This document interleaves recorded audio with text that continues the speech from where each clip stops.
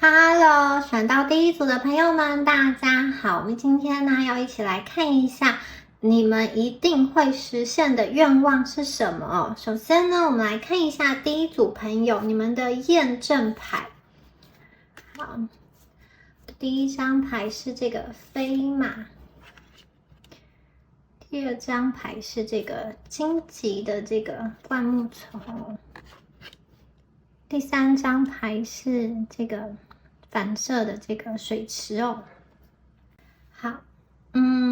首先呢，我觉得这一组的朋友，你们的感觉是，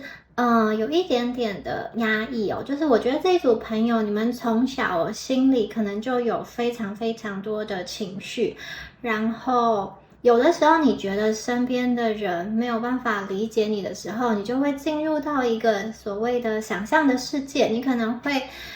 投入到小说、电影、书本，或者是说漫画中，你会在你的脑海中去勾勒出一个世界。那也许在这个世界中呢，有你是男主角或是女主角，你会跟这个情境有什么样子的互动？借由这样子的想象的世界中，可以暂时脱离外在的那个现实世界中的不愉快。然后我觉得这一组的朋友，你们常常在面对人生的时候，有一个觉得不是很确定，就是觉得对于这个世界好像不是这么的安全。你会觉得你说出真心话的话，有可能会被嘲笑，或是受伤，或是说你觉得在成长的过程中，你没有办法完完全全的被接纳。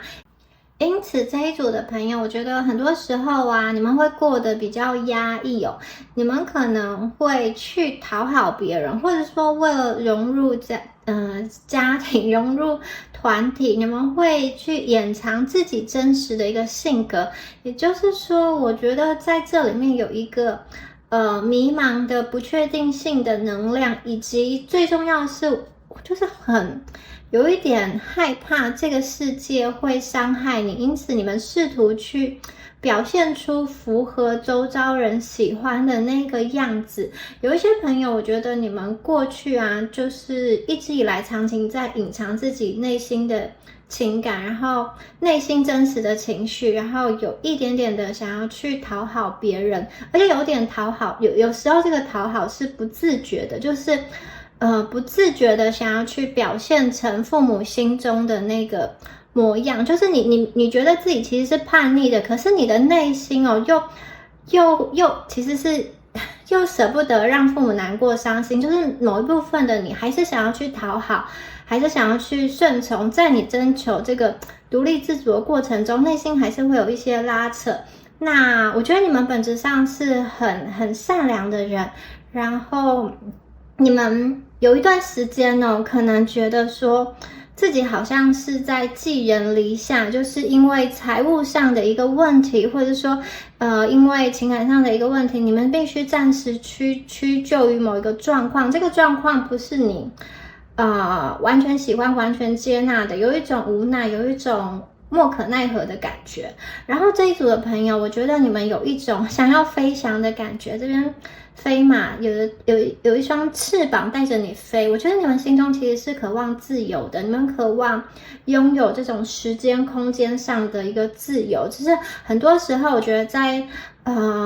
人生中，你们常常把自己的需求放到比较后面，就是把自己最喜欢做的事情放到比较后面。你们可能会先去照顾别人，或者是先去完成应该完成的工作等等的，最后剩下一点点时间才是留给自己的。我觉得其实你们是蛮善良的一群人，你们就是很能够去对别人的情绪感同身受，以及我觉得你们不大会去伤害人，你们能够去体谅别人，你们是灵魂非常纯粹、灵魂非常纯净的一群人。你看她这个女生哦，她低头看下去，在这个池塘水面映照的是一只天鹅，所以我觉得你们的内在本质是很有内涵，然后蛮气质、很优雅的一群人。然后我也觉得你们很多时候把真实的自我给压抑住了。这个天鹅它其实也是有翅膀，也是会飞的可是你们好像忘记自己有飞翔的一个能力了。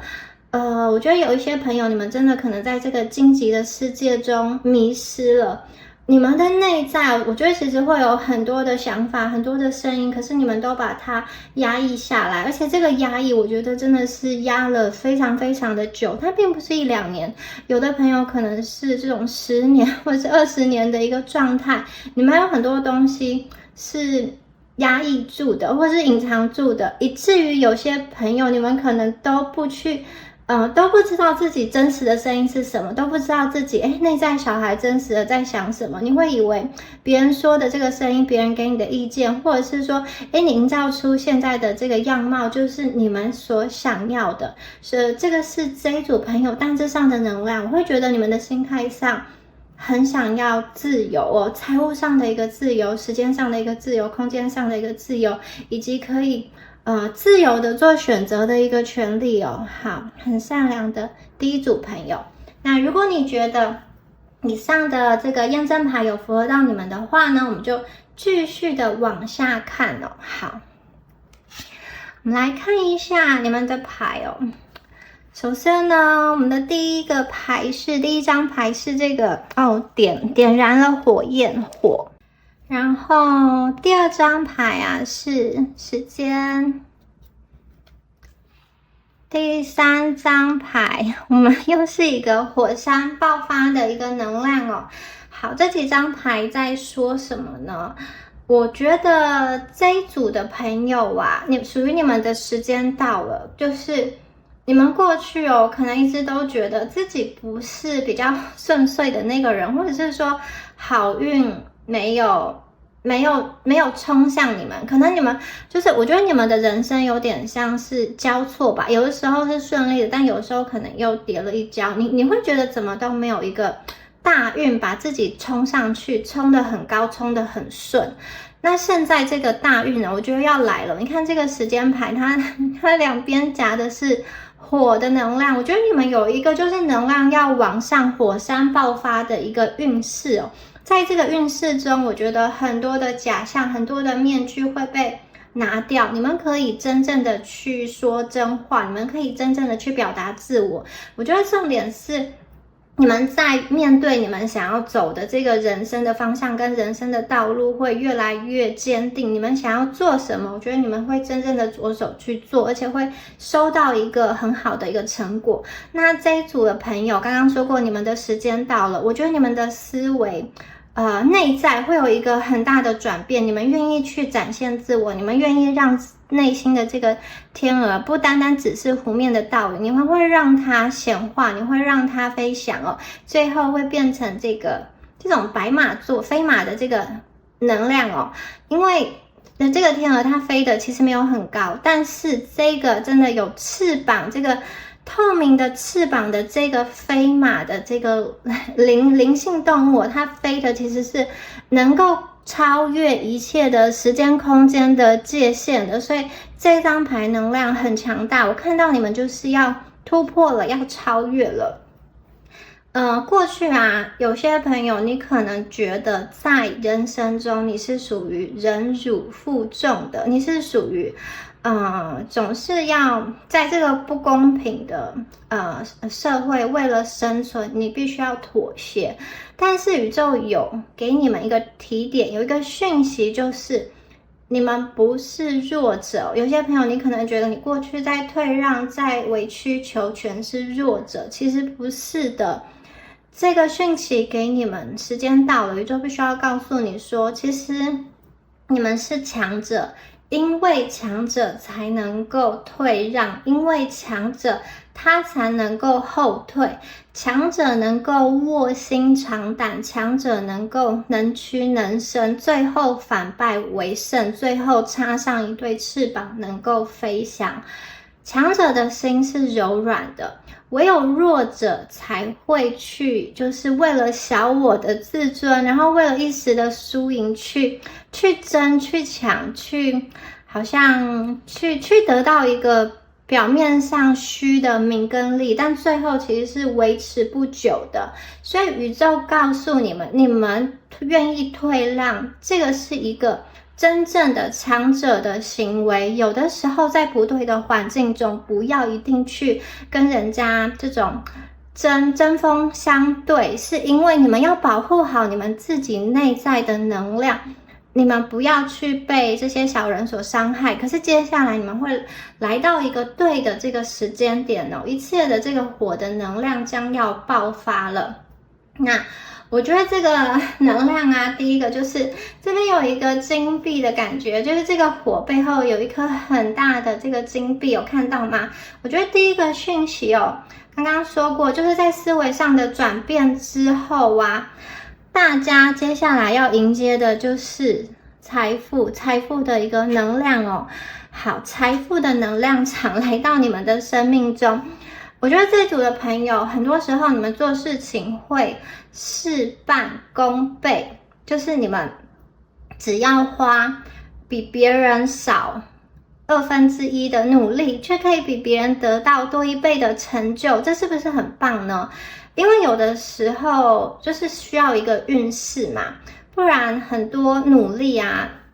如果那个方向不对了，到最后都是徒劳无功的，不管是在感情或者是事业上都是哦。你首先是判断要对，然后你处在于那个位置要对。有一句话说，在风口上猪都能飞，所以如果你们站对了这个时间点，站对了位置之后，一切其实会很顺利。你们第一个好运就是，我觉得你们会有很多金币的一个讯息哦。这个金币的讯息不单单只是你凭着你的努力可以去达到的，我觉得很多时候是这个运势到了，你们会有机会，这个机会之门大开，我觉得你们会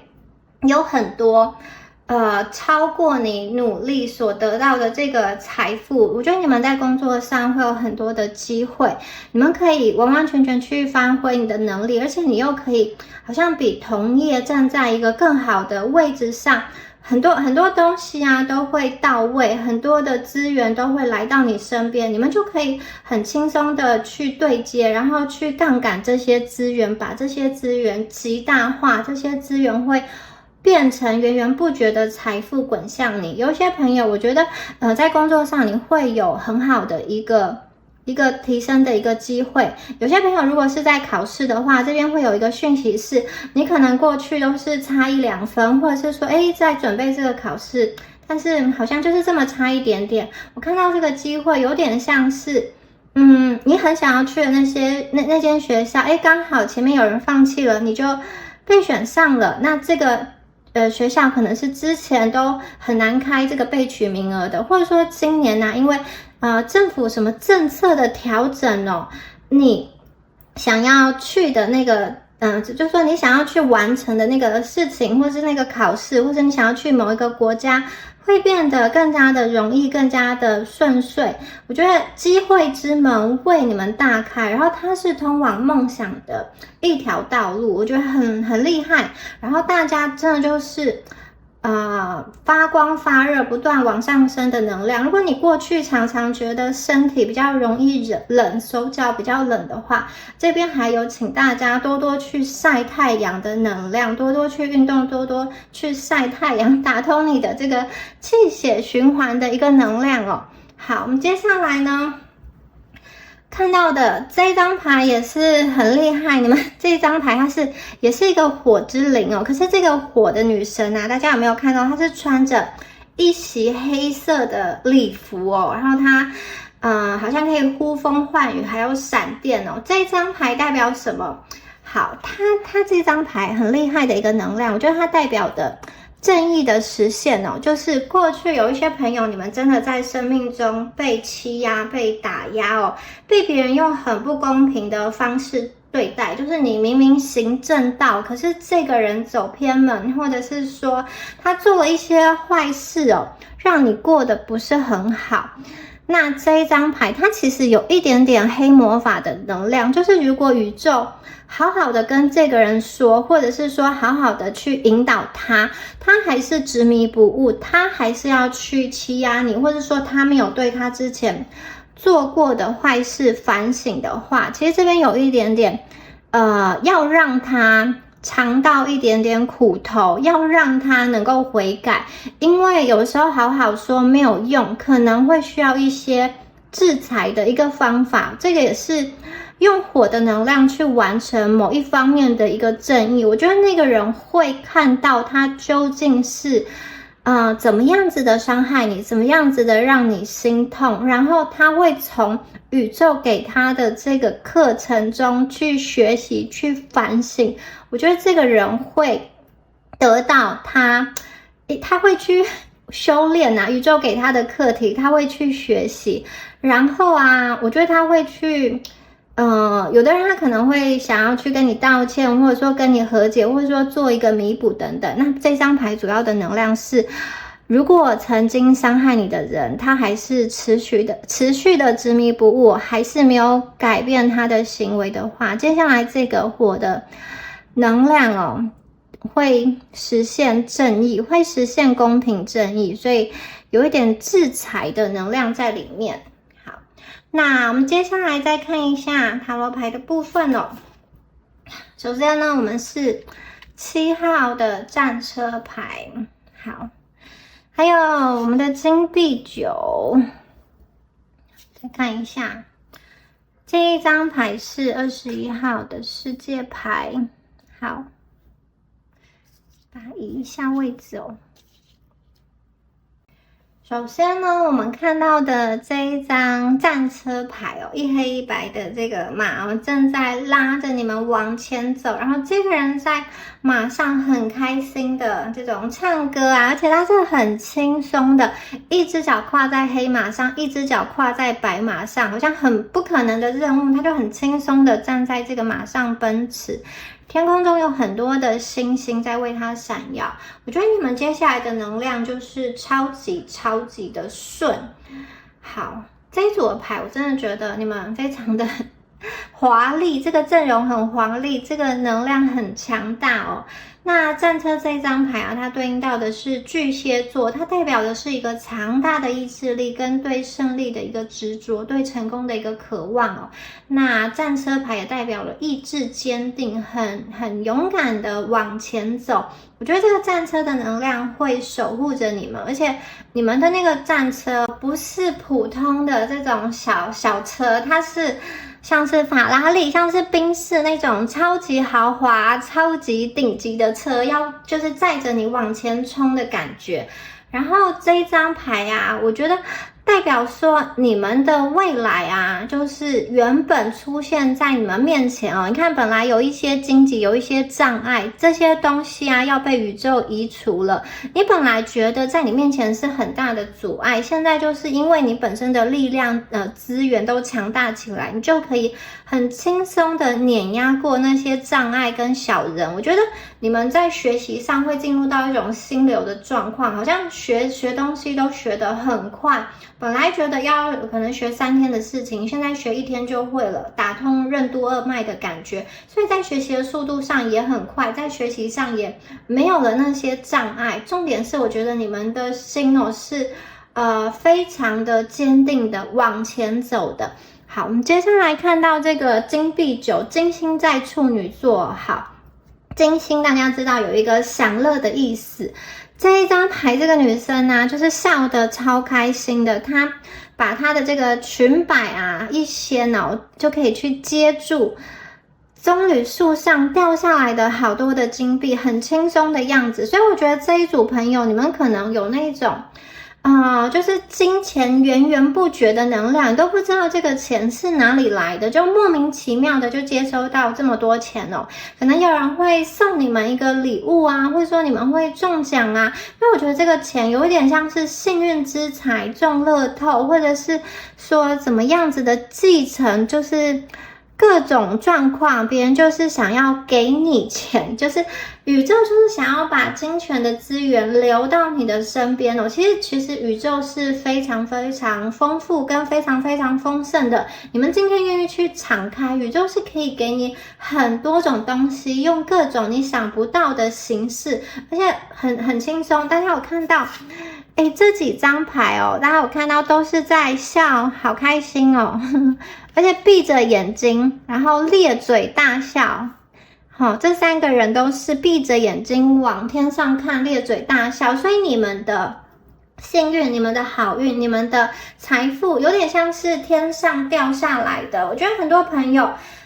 你们可能会实现你们心中一个很大的财务的梦想。有些人可能是买房子，买1栋房子，买2栋房子，或者是说你想要搬到一个你喜欢的居住环境，那个居住环境可能是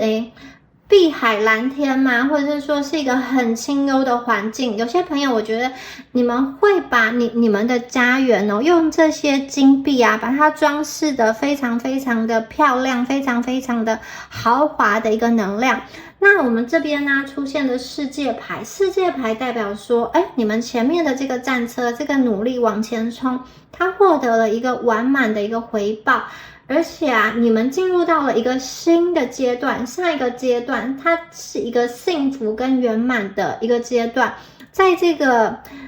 世界中，这个女生她很轻松的在树上荡秋千，她的背后啊是广阔的一个美景，有山有水，还有一个世界地图。所以我觉得有些朋友，你们真的是来到一个有钱又有闲的能量，它有一个旅行或者是说搬家，或者是你可能会去移居，去看世界的一个能量去进修啊，国外深造都有可能。你们过去可能一直想要做一些事情，然后因为时间不够，因为钱不够，你们没有办法去完成。现在我觉得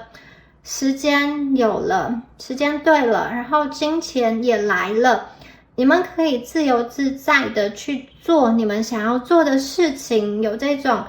去各地旅游，我觉得比较像是长时间的旅游，长时间的居住的那种能量，还有放松。有些朋友，我觉得这个就是你们家里好像望出去的这个景色吧，可能你们家就可以打造一个很漂亮的庭园，在这个庭园中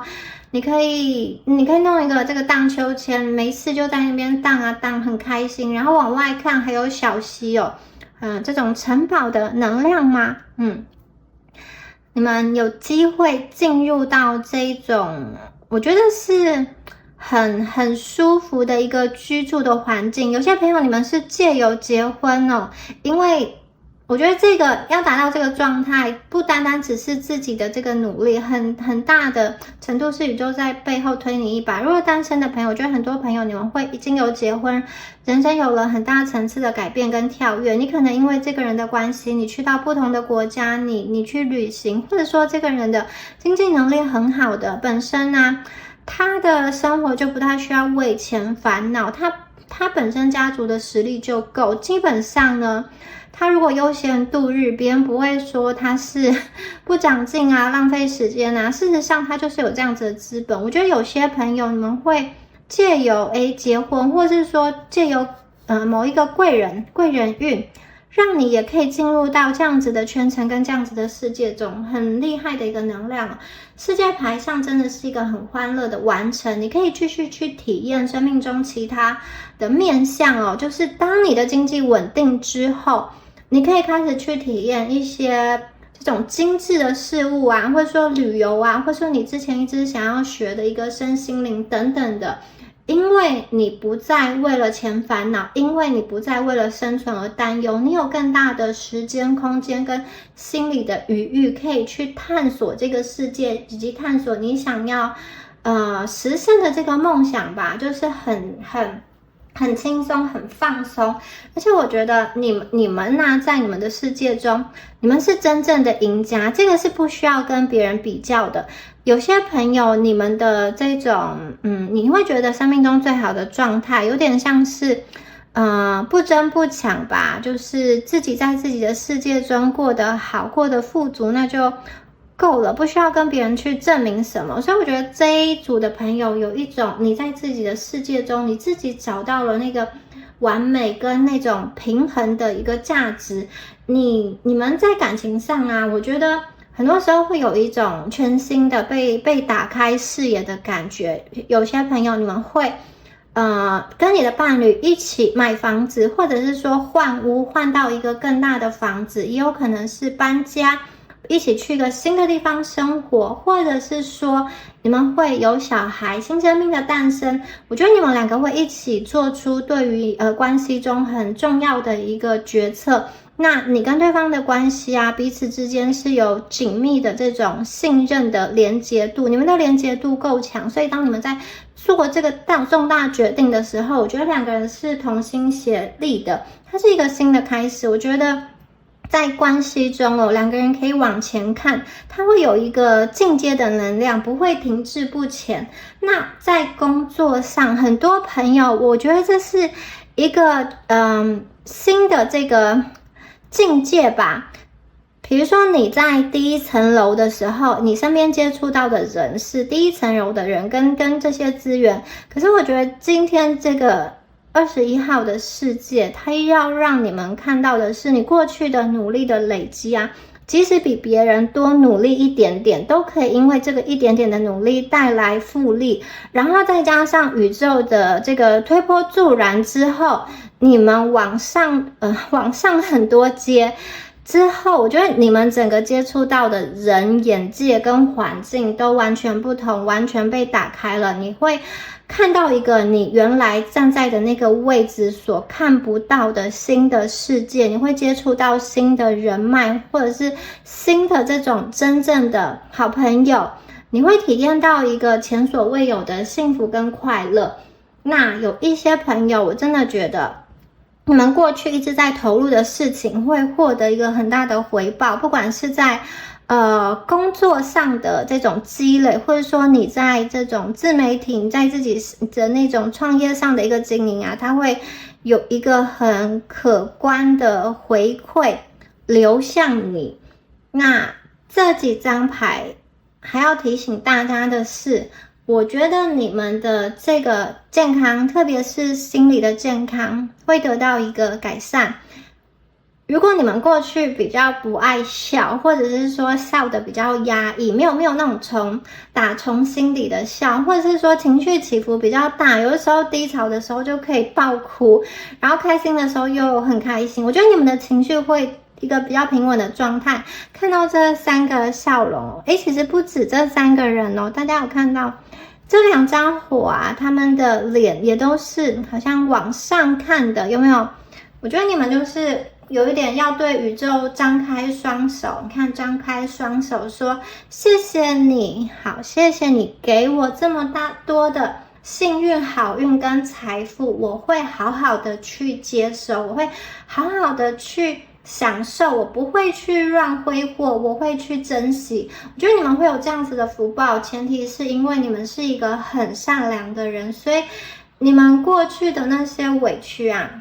宇宙现在要进行一个反转，我觉得你们的心态上会得到很多的安慰，你们的状态是好的。因此当你回过头去看待以前的一些不如意啊，或者说以前令你伤心难过的这种恋情啊，我觉得你们已经完完全全的不在意了，因为你们现在的这个状态，你们即将要进入这个非常好的状态，会让你乐不思蜀，会让你根本就没有时间去想到之前难过跟痛苦的事，因为光是在接收这种幸运、财富以及快乐的事情就来不及了。你要去旅行啊，你要跟你心爱的人在一起啊，或者是说你忙着装修房子啊，来打造自己的小天地啊，自由的这个时间啊，用力的去玩，用力的拥抱，对不对？你们只要愿意去相信，其实宇宙会给你很多很多的祝福跟很多很多的爱的。那我觉得你们得到这些好运跟爱之后啊，你们的人生也有一个动起来的能量，因为你们的脑中就有很多的事情要计划。过去可能因为钱不够嘛，资源不够啊，你们很多就是只能被迫被别人安排。现在我觉得你们真的是拿回生命中的主导权，主导权很重要，因为它不光只是有金币，如果有金币而没有声音，不能去说话，你也会觉得很卡很不顺。可是你们有主导权，可以自由的去安排自己的时间，然后你就可以去想说你要做什么，或者说你要用这些资源做什么去帮助别人。比如说你们是对于猫猫狗狗啊很有这种议题，就是这种流浪动物等等的，就是有关注，或是对于环保的议题有关注的话，你们真的可以运用你们的专长资源源去建立一些事业，推动一些理念，或者是说去影响一些人，你们有这样子的能量。而你过去压抑的很久的那个自我，那些束缚全部都被打开了，你们不会再感受到你需要去讨好别人，你需要去戴着一张面具假笑。很多时候你们在生命中如果还是有遇到一些小人，如果还是会有一些挫折，你们看待这些小人跟挫折以及环境的阻碍的时候，我觉得你们的心态会放得很轻松，因为宇宙已经给你很多了，或者说你们已经知道这个世界的真相是什么，坏人最后呢会有这个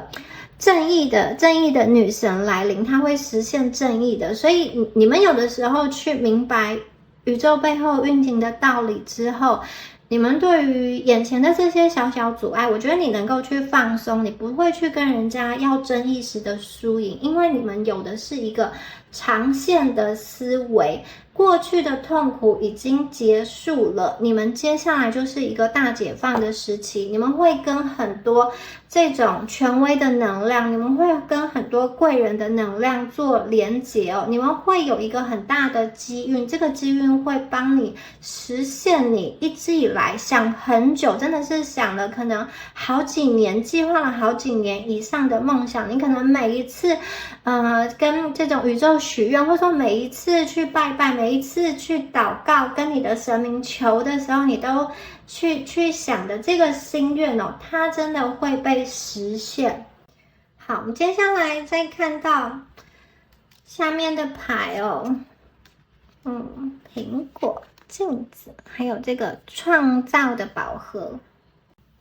好，第一张牌有 Nourish， 这个滋养哦。这张牌是苹果里面有一个这种餐厅饭桌。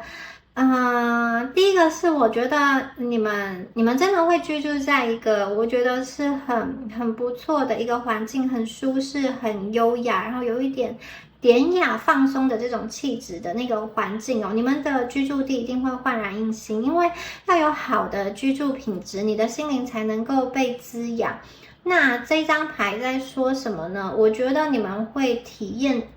有一个很好的体验，这个体验是你的心轮好像被打开一样，你会感受到宇宙给你很多的爱跟很多的幸福哦，你会觉得很多东西好像在发光哦。你们并不是用理性去感受，并不是用头脑去感受，而是用心能够去感受。我觉得你们能够感受到一个合一的感觉，就像刚刚说的这个世界它也是一个合一的能量，你们真正的切切的感受到爱，你们会觉得很宁静很幸福，这个是一个用心去体验的一个能量。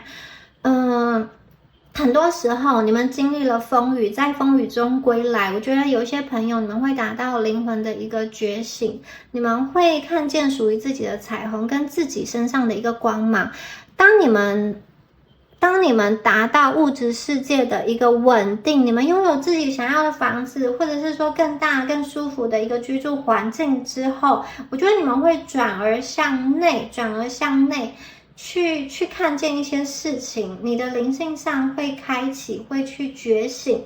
过去你生命中可能有一些很大的一个打击，这个打击被迫让你要去转换，做一个转变，离开一个人，离开故乡，或者是说离开一个旧的事业，进入到一个新的跑道，或者说换了一间新的公司，或者是说换科目，换学习的方向等等的。你过去可能有一个很大的打击造成的这个转变，最后都会变成滋养你的一个根源，因为它会让你去面对你自己，让你可以去诚实的对自己去看去想，说自己真心所想要做的事是什么，自己真心想要的生活是什么，自己真心想要做的感情是什么。我觉得你们的眼界会被打开，而且你们会被宇宙滋养，你们会被爱所包围，这个是一个很棒的能量。过去你们可能在那种比较压抑的环境中，其实你们不大不太愿意去接受爱，或者说感受爱，或者说跟人在相处的时候，你们常常都是隔着一层透明的玻璃，没有办法让别人真正的进来。有一些朋友可能有一段时间在社交上，你们是比较封闭的。能够跟你接触的可能就固定的那几个人，或者是说你就是真的比较少跟别人说话，有的话就是那种工作或者说表面的上的话，你很少去跟别人说心里话。但是呢，我觉得当你们的外在条件好转之后啊，你们的心境上也会更加的平静。刚刚说过，你们对生活有更多的主导权，我觉得也包含在人际上，你们会想要去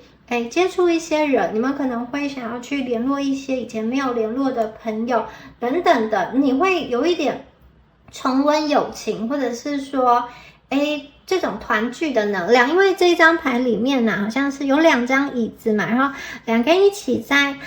桌上吃一些简单的东西，有一种话家常的感觉，所以我觉得你们也有一种跟故人跟旧人团聚，很轻松的很开心的谈话的一个能量。好，第2张牌是灵魂，然后这张牌我们看到的是一个镜子镜子这张牌有点像是一个让你去好好的面对自己内心真实的一个声音啦，不要去怀疑自己。镜子这张牌的能量，它是一个通往其他纬度的一个通道。当你透过镜子在看自己的时候呢，其实你也在映照自己的内心它跟第1张牌这个湖面的倒影其实很像你们从镜子看到的你自己啊，你是对他微笑的，还是你是有一点哭丧的脸的？你是很爱镜子中的你，还是你觉得有一点点不满意呢？眼睛要再大一点，或者说身材要再结实一点，然后皮肤要再白一点，或者要再强壮一点，要再高一点等等的，你们想的是什么样子的呢？我觉得灵魂深处的那个声音啊，会告诉你，你前面已经受到滋养了嘛，所以灵魂深处的声音会告诉你说，其实你现在的状态就是最好的一个状态。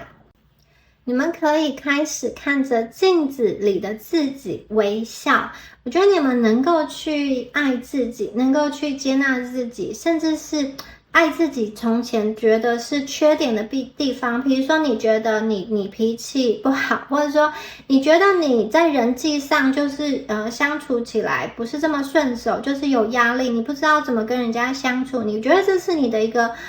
弱点，你想要去改善。因为我觉得现在牌面上显示起来，就是你们不会觉得自己身上有很多的缺点，相反的，你们会以一个比较轻松的角度去看，说这个就是你特质的一部分，你去接纳它，你去喜欢它。你们不再会去听外在世界给你的那些判断、那些批评、那些声音。我觉得你会专注在你跟你自己的一个对话，因为你对自己有更深的一个认识之后啊，别人的声音不再能够去影响你，你能够去察觉，你能够去判断。有一些人说一些话伤害你，纯粹是因为他自尊心不足，纯粹是因为他想要发泄，跟真实的你其实无关的，那是对方的一个情绪。我觉得你们会对自己越来越宽容，你会对自己有更多的爱，你会去看到很多时候在这个世界中有很多乱象因为我觉得你们的心会变得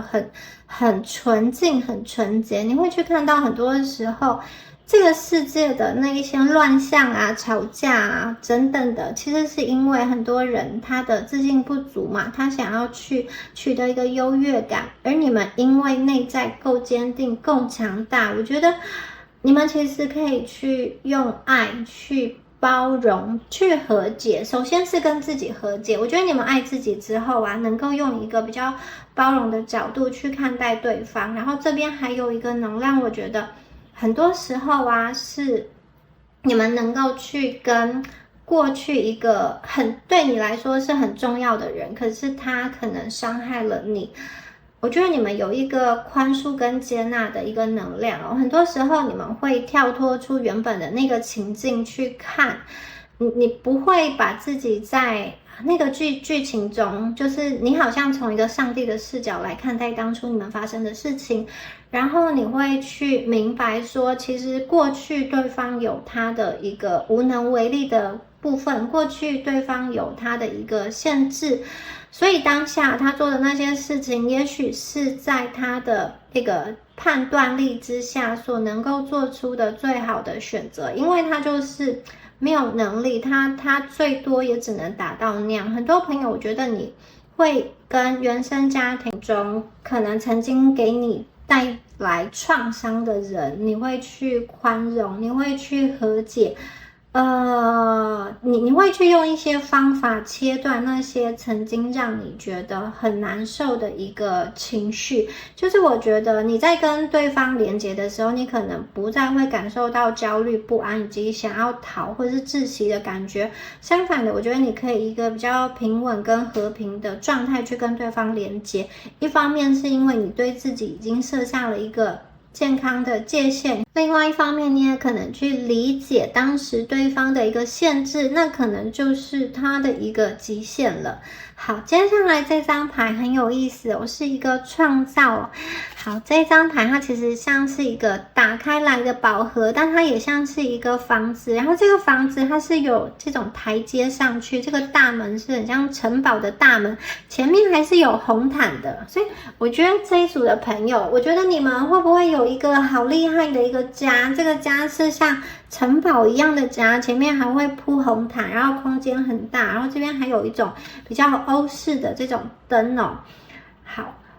在这个家中，你可以自由的去布置，自由的去创造，自由的实现，代表说你们是完完全全这个空间是属于你的。那有一些朋友啊，这边有这个画笔啊，然后有一些颜料啊，我觉得你们在这个艺术创作啊、音乐文字的领域哦，可能会文思泉涌，你们会想要去表达一些事情，你们可能会把过去自己的经验啊分享起来，然后写下来啊，或者说出来拍成影片啊，去帮助其他人，会成为其他人的导师跟教练。然后这边呢还有很多的水啊，水上面有两座山，山上又有一栋房子，所以前面是一个很大的房子，然后在山上还有一个小房子，所以这组的朋友啊，可能你们有一个自己居住的地方，另外啊，可能还有度假小屋嘛，在国外的度假小屋，或者是这种你们有那种车子，这个车子是可以载着你去玩的，里面是有这种床啊、厕所的那种车子啊，可以在里面到处去玩着，可以开着它到处旅居四方的那种车子啊。我觉得你们有一个去探索世界的能量，然后去在这个世界中留下一些美好的能量。你们的存在本身就是一个美好，而宇宙要透过你们的力量一起去实现，挥洒出很多的色彩。我觉得你们的梦想会实现，你们的这种自我表达跟自我创造力会发挥出来，不单单只是因为你本身有这样子的能力跟天赋，另外一方面是因为宇宙真的也要借助你的力量，让这个世界变得更加的美好。好，那我们接下来呢，再看一下下面的牌哦。好，第一张牌呢是在这个湖面上跳舞，他说对待你的身体就像对待一个漂亮的皇宫跟宫殿一样，不远处有城堡。我觉得你们这边真的是有很多这种城堡啊，那种欧洲的建筑的这个能量哦。你们会不会在国外会有属于自己的居住的地方呢？或者说你们会去国外长时间的这种放松的居住在很漂亮的房子里。好，这张牌我觉得你们会对自己的身体更加的温柔。很多朋友你们在外观啊变得更加的精致化，在身体上啊可能会更加的健康，更加的轻盈。然后这张牌有一点在跳舞，在律动的感觉，所以很多朋友啊，我觉得你们可能会做一些运动，借由这些运动，借由这些韵律去疗愈你自己的身体，不管是跳舞啊，这种有氧舞蹈啊等等的，透过身体的活动，我觉得你身体的这个气啊会更加的流动。有些朋友你们可能是打这种太极拳啊，或是做这种气功也是可以的，它能够去帮助你释放一些负能量，它可以让你的心态更加的平衡。而且这个女生她是单脚站立的，我觉得你们其实是可以好好的去运用你的身体，你会很喜欢你身体的那个姿态跟样貌。如果你过去是对自己的身材啊这种形象啊比较没有自信的话，我觉得接下来这个翻天覆地的转变，你会非常的爱自己，你会非常的喜欢自己，你在自己肢体的运动上，你会觉得是很灵活的，这个身体不会让你觉得很累，它不会去成为囚禁你思想的一个地方。相反的，我觉得这个身体是帮助你的思想，这个载体会让你整个人更加的轻盈。前提就是你要好好的对待你的身体，就像照顾一个皇宫一个宫殿一样，很多时候你的创伤会借由身体的律动把它排解掉。好，接下来呢，我们再来看一下 Spaceship 这个宇宙的飞船这张牌是美人鱼在唱歌，美人鱼拥有最美妙的一个歌声这个歌声啊，唱着唱着，飞船就来了，奇迹就来临了。所以你们不要害怕去展现自己的光芒，好吗？你就是尽情的去发挥自己，尽情的去表达自己。其实宇宙的好运，它就像飞船一样，很快就会到来。在美人鱼的这个故事中啊，她用她美妙的声音去换取了双腿，为了要跟她的喜欢的这个王子在一起。可是最后这个王子还是选择了别人结婚不知道美人鱼是他的救命恩人。但是呢，今天呢，我们看到的这张牌，它并不是这么悲伤的一个故事，因为美人鱼的歌声还在，她不要用她的这么美妙的歌声去换取跟某一个人短暂在一起的时间。最重要的就是你们要相信自己的价值，你们的价值是千金不换的，不要因为别人给你一些蝇头小利，或者是说不要因为要去跟某一个人在一起而把自己最真实最美丽的样子给隐藏起来。你们要大声的歌唱，而且真的宇宙告诉你们，你们会找到同频的人很多朋友你们可能喜欢的东西有某一部分是比较小众的，你们在这个生活圈中好像很少去找到有相同兴趣的人。但是这一张牌告诉你说，我觉得也许你们会借由这种网络啊，因为这是一个太空嘛，可能会借由网络啊找到一群跟你有相同嗜好的人，相同爱好的人，你可能会在这个当中啊还找到属于你的这个灵魂伴侣，借由网络牵线。那这件事情绝对是你很喜欢做的事情你们可能会加入某一个社群啊，或是说建立一个这样子的粉丝团啊，或是自己的一个频道等等的，你们会有一群跟你一起有相同喜好的朋友，然后你们可以在这里真的是说出真心话，而灵魂伴侣可能也就真的来临了。灵魂伴侣真的不需要你们去拿歌声去换双腿，不需要去委屈，他喜欢的就是真实的你的样子。你们可以悠游自在的唱歌，悠游自在的游泳。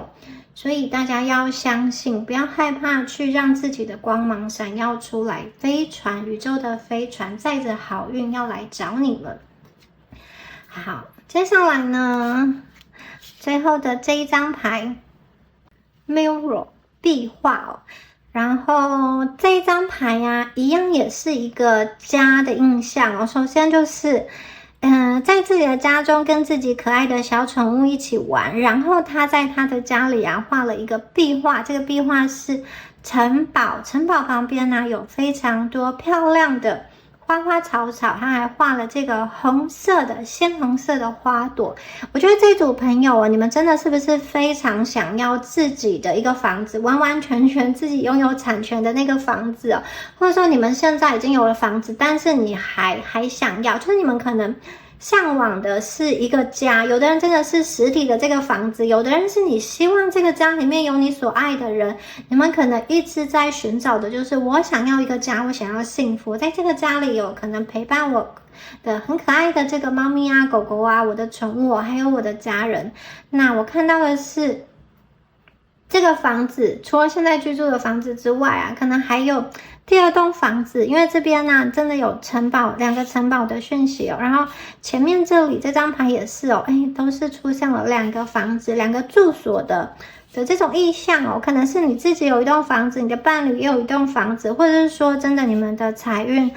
源源不绝的来了，可能真的是宇宙就是因缘际会，让你用一个很好，或者说很合算的一个价格买下你心目中的第2栋房子。你们可能拥有不止一个可以居住的一个地方，而且在重要的是，我觉得在这个地方中，你们就是可以把自己当成是第一优先顺位哦。在这个地方中，你们不用过得很委屈，不用过得委曲求全、寄人篱下，你们是完完全全的男主人、女主人，你们拥有掌控的权利，而且我觉得你们可以很放松，你们的灵魂可以在这里得到休息。它是一个避难所，它是一个让你觉得安心放松的地方。然后在这里啊，我觉得很多朋友你们还是会遇到自己的灵魂伴侣，你的灵魂伴侣可能会跟着你们一起住到这个漂亮的家庭中，而且这个居家环境我觉得是还不错的，是精致的，是舒服的，它是有一些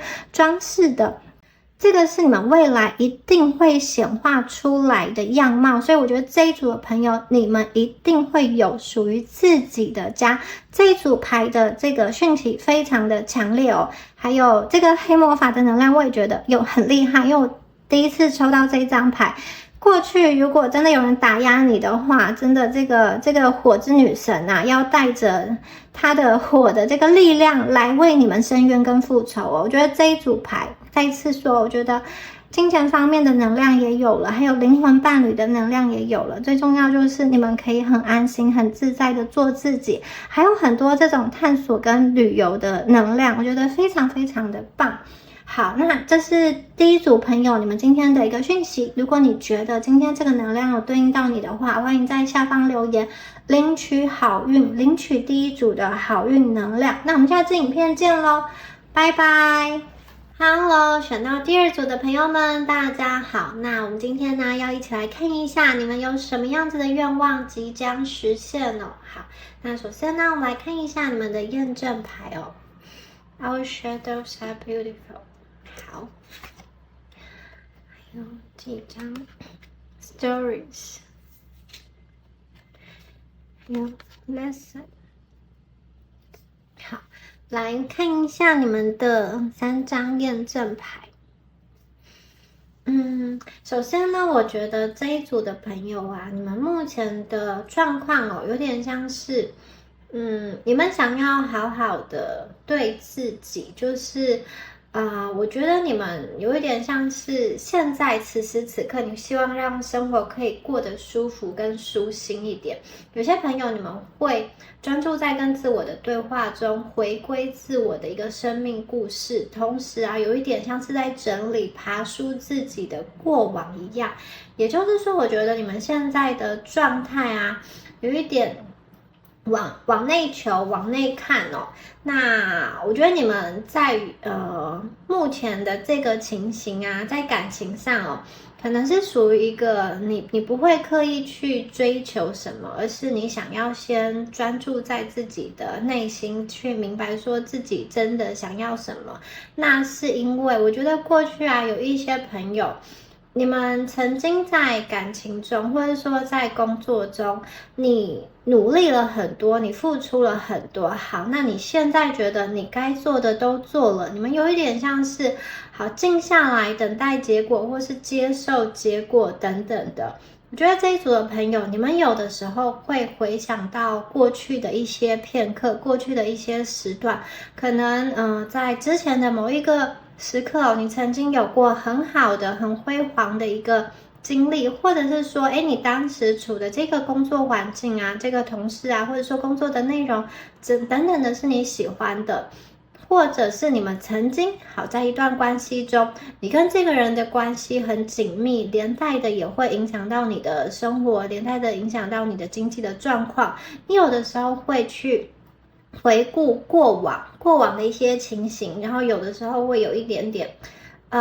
缅怀嘛，或者说有的时候会有一点点怀念当时啊，就想说，如果我可以回到当时，会有多好呢？但是这个念头啊，并不会一直持续下去。我觉得你们还是会试着想要往前走，往前看，去看一看，去跟自己的对话。好，在他这个温柔的这个毛毛怪，他手上拿着这个骨头他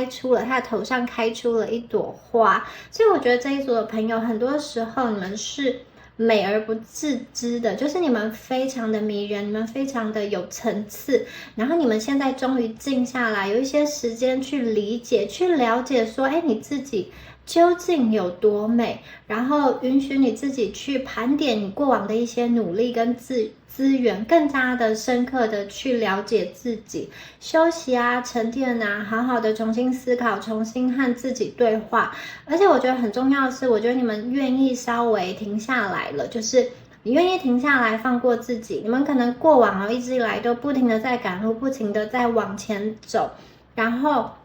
工作很忙碌，很紧张，很疲惫，甚至有一种压力到了紧绷，就像那个气球充饱了气快要破掉的感觉。而你们现在终于愿意转向自己，想要休息不管是身体也好，心灵也好，或者是说跟某一个人的关系也好，我觉得你愿意回到自我的本身就是想要深深的去了解自己。那第二张牌是在夜晚的森林中在森林的一个安全的地方升起一把萤火，然后我们搭建了一个帐篷住在这边。那下面呢有一弯明月，有一弯漂亮的月亮在照亮着，天上有月亮在照耀的，地上有自己好像升起的一些蜡烛等等的在照亮他们住的这个地方，住的这个搭起来的这个小帐篷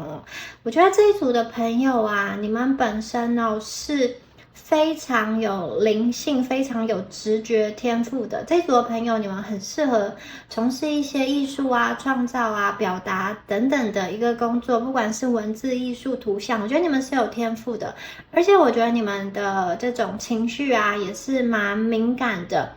你们可以，比如说你第一次见到这个人的时候，你去跟这个人对话，好像说几句话，或者说观察他的一些用品或者是谈吐等等的，你就能够大致上抓到这个人的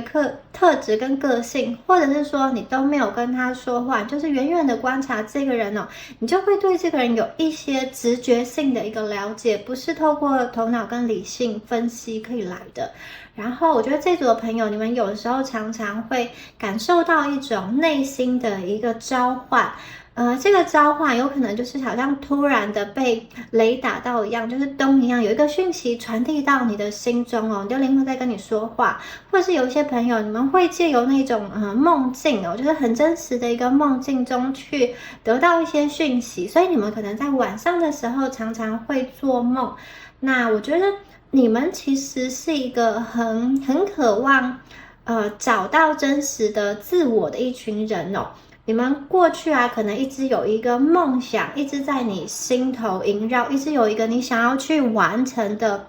愿望，不管是你的一个关系上的一个理想的状态，或者说你工作上的一个目标等等的。那对于你来说我觉得你们过去可能真的是属于比较压抑，或者说比较忍耐的一个族群，就是你们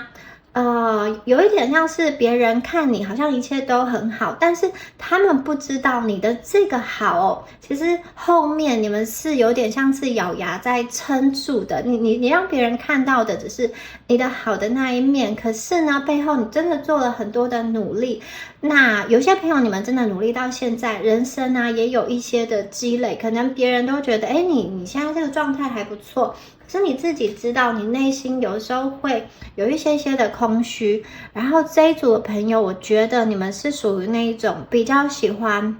我觉得你们比较喜欢宁静的一个状态。如果太多人太吵杂的时候，你很容易去分散掉你的注意力，或者说你就会觉得比较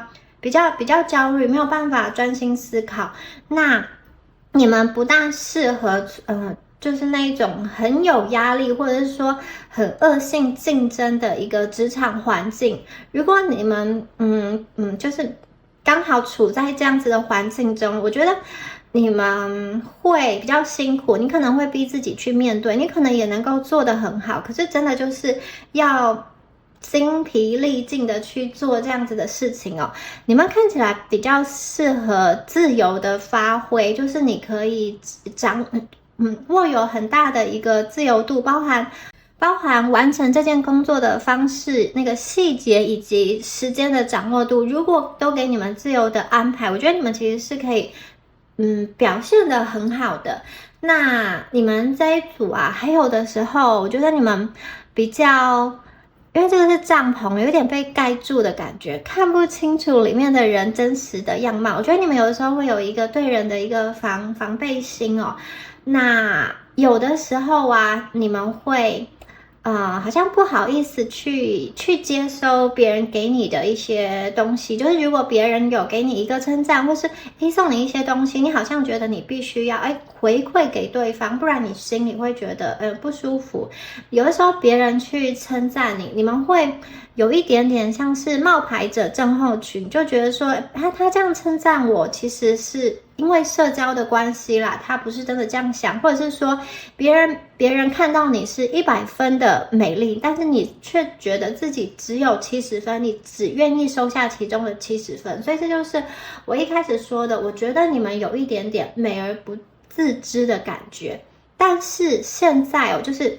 你们开始想要聆听自己内心的声音，以及那些让你觉得很压力、很焦躁、很紧绷的事情我觉得你们设法让自己过得比较舒服，在待人接物上，你们会重新的调整、重新的思考，接下来应该要怎么做。因为这一组的朋友，我觉得你们个性真的很负责。在过去啊，你一直承担了很多元的一个角色，你可能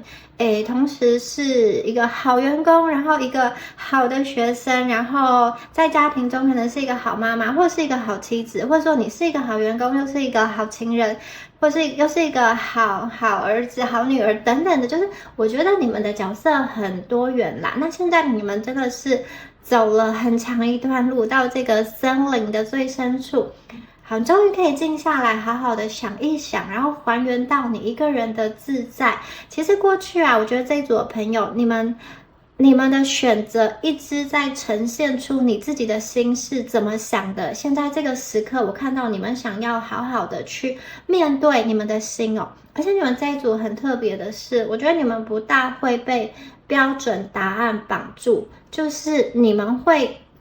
知道很多事情它都是可以讨论的，很多事情都是有空间的。因为这个世界它是一个复杂，是一个多变的，它不像考试一样不同的人有不同的观点，然后同一个问题可能也有不同的解决的面向。所以我觉得你们其实很想要去做出一个专属的属于你自己的选择，打造一个属于你自己独一无二的生活经历，而不是在活在别人的框架，或者是某一个看似很好的那种标准的解决方案的一个过程哦。所以这组的朋友，我觉得你们有一点点开始向内求，向内寻找答案，寻找真理。你们可能会透过静心冥想啊，或者是透过书写来释放情绪。我觉得有的朋友你们也会去关注一些可能有关于自己这种心理健康的一个议题啊。那我觉得当你们心境平和下来的时候，常常可以给人带来一个很舒舒服的能量场。不过你们要比较注意的是，你们比较容易被周遭的人卷入那种负能量的干扰你们比较容易被别人影响，可能别人的一个眼神或者说一句话，你们就会心里头不舒服很久。所以这个部分大家要注意一下，不要被外面的这种不好的磁场干扰，让你自己的心态会很疲惫。好，那以上呢就是有关于第二组朋友们你们的这个验证牌那如果你觉得大致上有符合你们的能量的话呢，我们就继续看下去好，我们来看一下我们的宝剑侍者，我们的宝剑六，我们的金币国王，还有权杖侍者，圣杯三，金币三，这个是金币女王，金币国王跟女王都出现咯，还有这个圣杯一好，首先呢，我们看到宝剑侍者这一张牌非常的漂亮，就是原本握着这一把宝剑这个电灯泡可能都是暗的，没有通电的，现在突然通起电来了。这一张是风元素的牌代表说，因为我觉得接下来你们在思想上，你们的思绪上会突然豁然开朗，就好像突然跟这种上天突然跟宇宙连起了那个讯息一样。我觉得你对于你的未来特别是在于职业的选择，在于关系的选择上，你们更能够看清楚方向。我觉得在工作上你们会有很多创新的想法，你有很多的精力，你有很多的事情想要去做，你就有很多的点子在脑海中形成。而且我觉得你们可能会为了要去从事某一项工作，或者是说你们为了要升迁，为了要转职，你们可能会去额外的做一些进修学习来实现这样子的目标。看得出来，我觉得你们很渴望去实行你们脑海中的那些想法。宝剑侍者的出现我觉得你们有一点点突然的开窍了，就是突然的醒来了，突然的明白了，突然的看见说你未来的路应该要怎么走。而且我觉得你会专注在你的未来上，就是你过去可能有一些内在的不自信跟焦虑的声音那些东西对你来说好像一个隐形的束缚一样。我们看到这个宝剑六，它是一个断掉的锁链，然后它本来锁的是一个这种鸟的羽毛的翅膀，这个锁链已经断掉了。你看我们前面的这一把剑把这个锁链劈开了。我觉得你们即将要破茧而出，你们过去一直觉得那种很束缚的能量，很不舒服的能量，或者是说一些环境一直压抑，有一些小人吧，就是一直想要拖你下水，或者说你觉得在关系中在能量上总是卡卡的。现在这一张牌很厉害，这个锁链断掉了，那些隐形的束缚通通被断掉了，而且我觉得是你们自己的力量去让这个锁链断开了，没有人可以再去影响你，没有人可以再去控制你。宝剑六这张牌水星在水瓶如果过去你在感情上碰到一些问题，我觉得你们会去把这个问题用自己的思想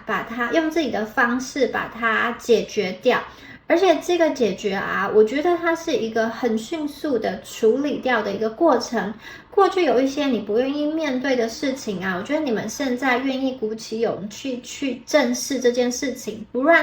论这个感情是要选择继续走下去，或者是说你想要做一个结束，做一个断舍离，我觉得你们会做出一个选择，而且选择之后你会觉得很轻松，你会觉得你正在走出某一个困境。那如果在工作上我觉得会有一些人帮助你。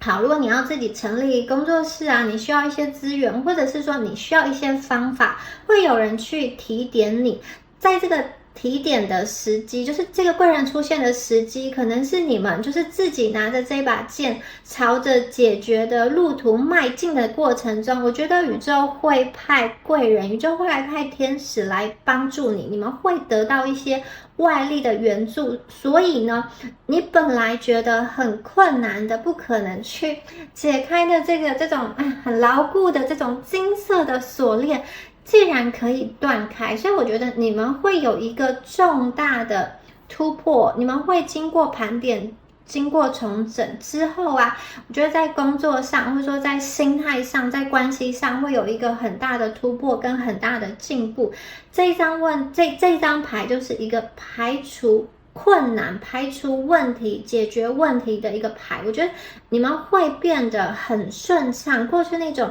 被卡住的能量不在了，你们在跟伴侣的沟通上也会变得更加的顺畅，然后在这种工作上，特别是人际上需要去对谈、需要去交流的部分，我觉得你也可以透过交流、透过对谈，把一些问题处理得很完满、迎刃而解。所以我觉得你们会透过一个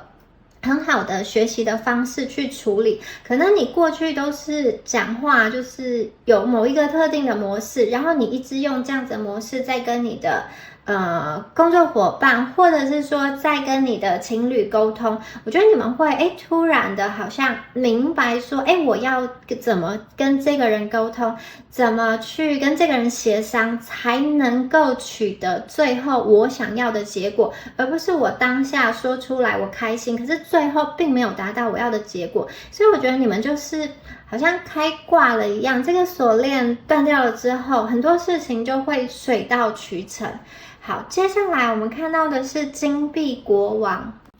金币国王是一张双重的土元素的牌，然后这张牌真的是非常丰盛的一个意象哦。我们有红宝石，我们有这个皇冠，我们还有2枚金币，所以它是一个很丰盛的意象。我觉得这边呢，有可能金币国王指的是你，或者是说你身边的一个人这个人他会用他强大的资源来帮助你，来保护你，然后他身上是有皇冠的，代表说我觉得他可能是某一方面的这个权威人士，他可能是在那种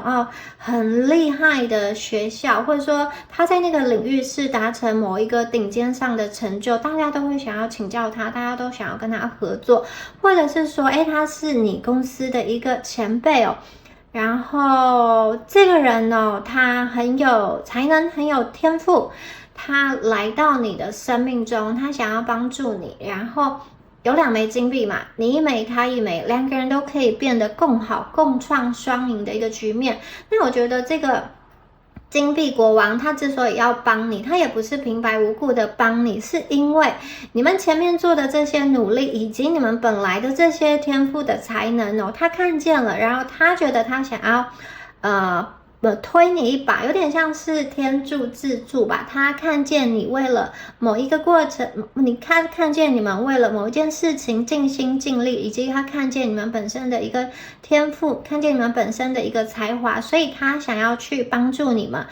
很多时候，当你们走向一个真正符合你的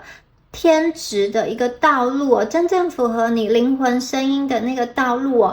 你们就会做得非常的顺利，非常的如鱼得水，而这个金币自然而然的也就会来到你的生命中，因为你的才华，因为你的能力，因为你的专业，替这个世界，替其他人解决了问题，创造了价值，别人也要给予你很丰沛的一个金币作为回馈，作为报酬。所以我觉得很多朋友，你们在工作上的选择会开始转向聆听你内心的声音，去选择一条真正的符合你心中的那个志业的一个道路，也会让你做起来更加的得心应手以及顺利因为过去很多时候你们如果被放在一个不适合的位置上的话，真的会比较的辛苦。虽然也不是100%的不适合，我觉得可能大概有60-70分，你觉得还可以待着，你就继续待着。可是你心里知道，其实在这个世界中，一定有在某一个场合、某一个地方，一定有一个更适合你的团队，或者是说更能够让你的本心，更能够让你的才能被看见、被发挥出来的地方。我觉得这个金币国王很可能就是来帮你的，他是你的伯乐，而且他有很大的资源，我觉得他会试图的支持你，而且试图的去保护你，有点像是孵化一样，让你慢慢的成长，慢慢的茁壮。而我们下面看到的就是这个权杖侍者，权杖侍者这一张牌哦，看得出来，其实你们的能量就像这个小树苗一样，它是一个全新的开始。所以我觉得有非常多这一组的朋友，你们有非常多发展的机会，你们正在让自己蓬勃起来，而且我觉得你们有一种沉浸在某个领域中非常专心、非常自由的这种舒展开来的能量。我觉得你们会在工作上，会在这个关系中找到属于你们的定位，然后在那样子的环境中，你会觉得充满热情，你会觉得一切是有希望的，你会往前看，你会期待，你会满怀欣喜的想要看一看明天的我、后天的我以及10年之后的我是什么样子的模样。所以我觉得你们的牌有很多新生以及重生的能量。然后接下来我们看到的是圣杯三，圣杯三这张牌哦，3个这种高脚杯哦，好像在喝什么酒庆祝一样。好，我觉得这一组的朋友，如果呢你们是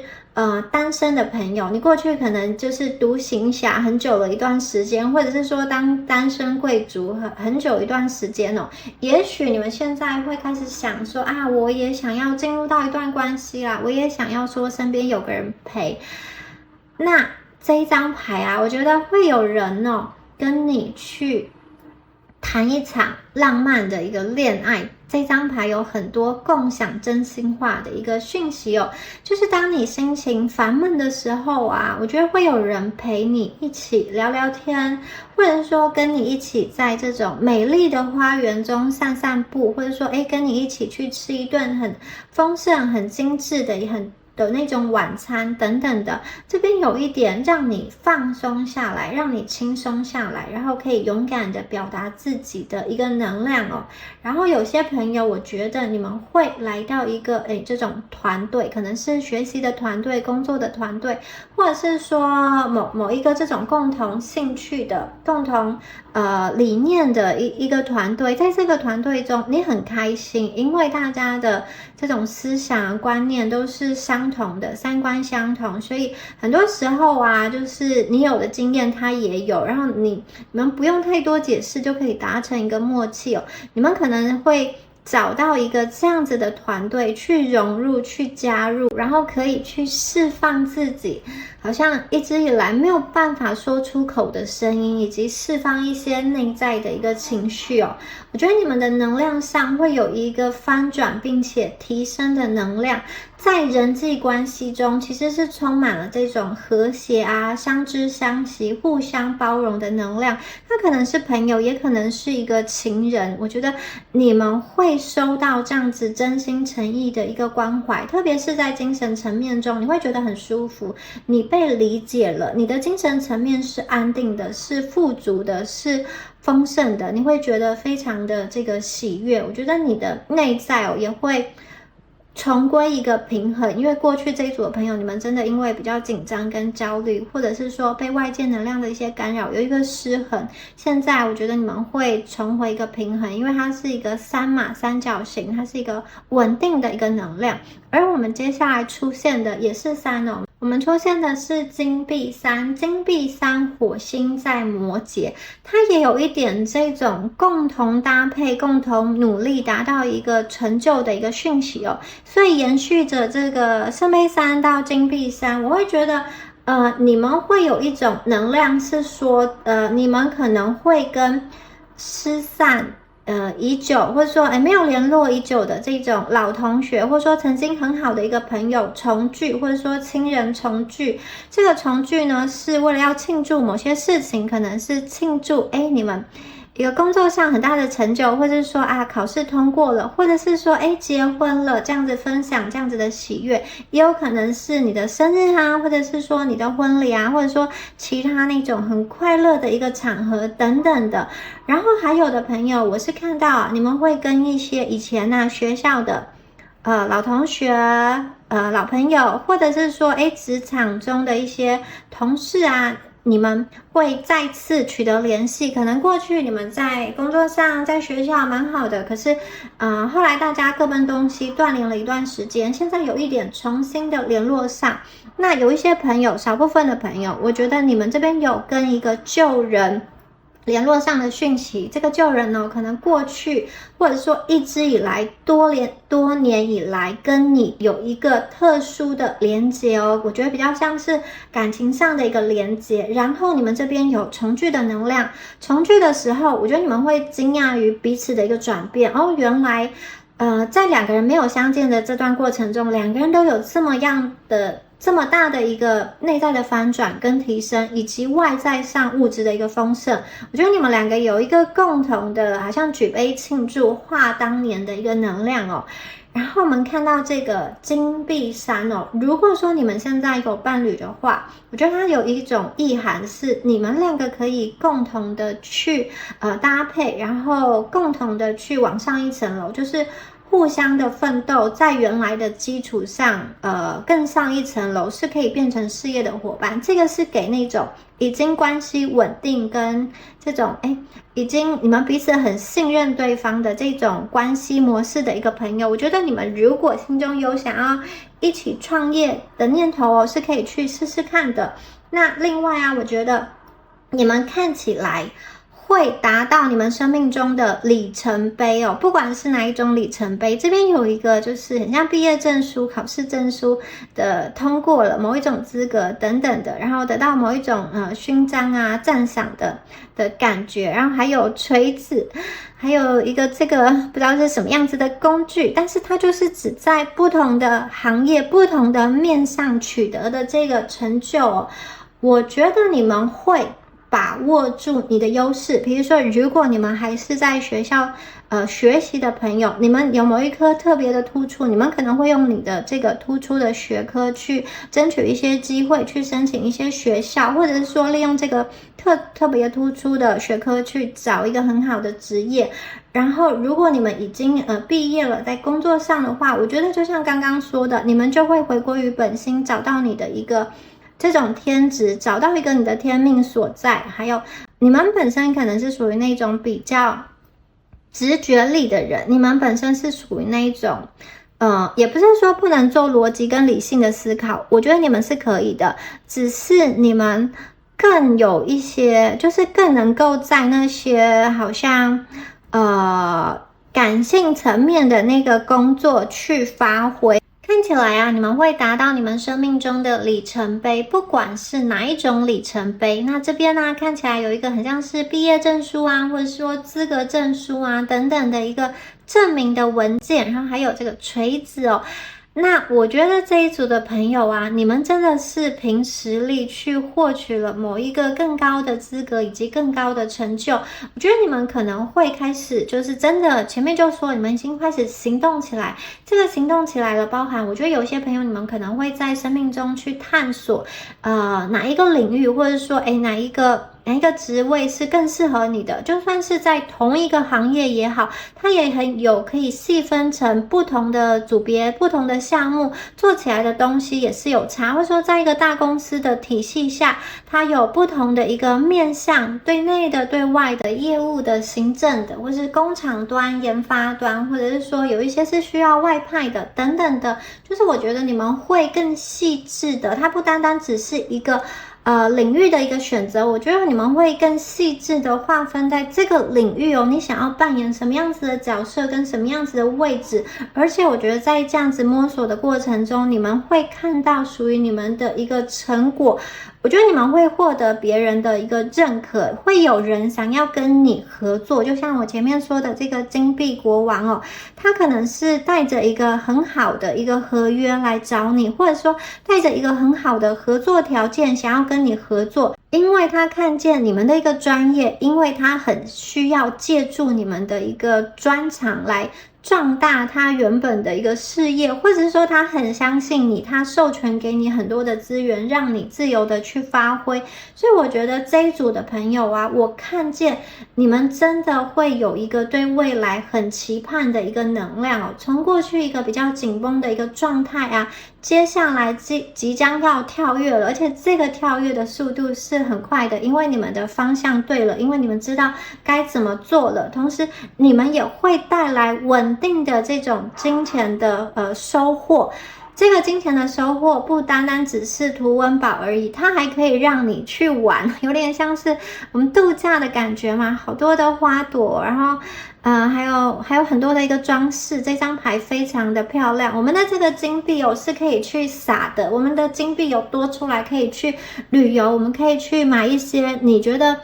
你之前很想要，然后又舍不得的东西。有些朋友可能会买一些奢侈品，或者说给自己一个这种豪华的旅游行程，或者是说你在某一方面想要去投资你自己是可以的。你们有钱可以去撒币，或者说有钱可以去做一些让你觉得很舒心很放松的一个事情。我觉得你们是有底气的，你们可以在你们接下来的这个生活方向啊，活得非常的好，你们不用很辛苦的去跟人家竞争，因为这个地方我觉得就是你们的天赋所在，就是你们的一个专长所在。你们可能只要很轻松的去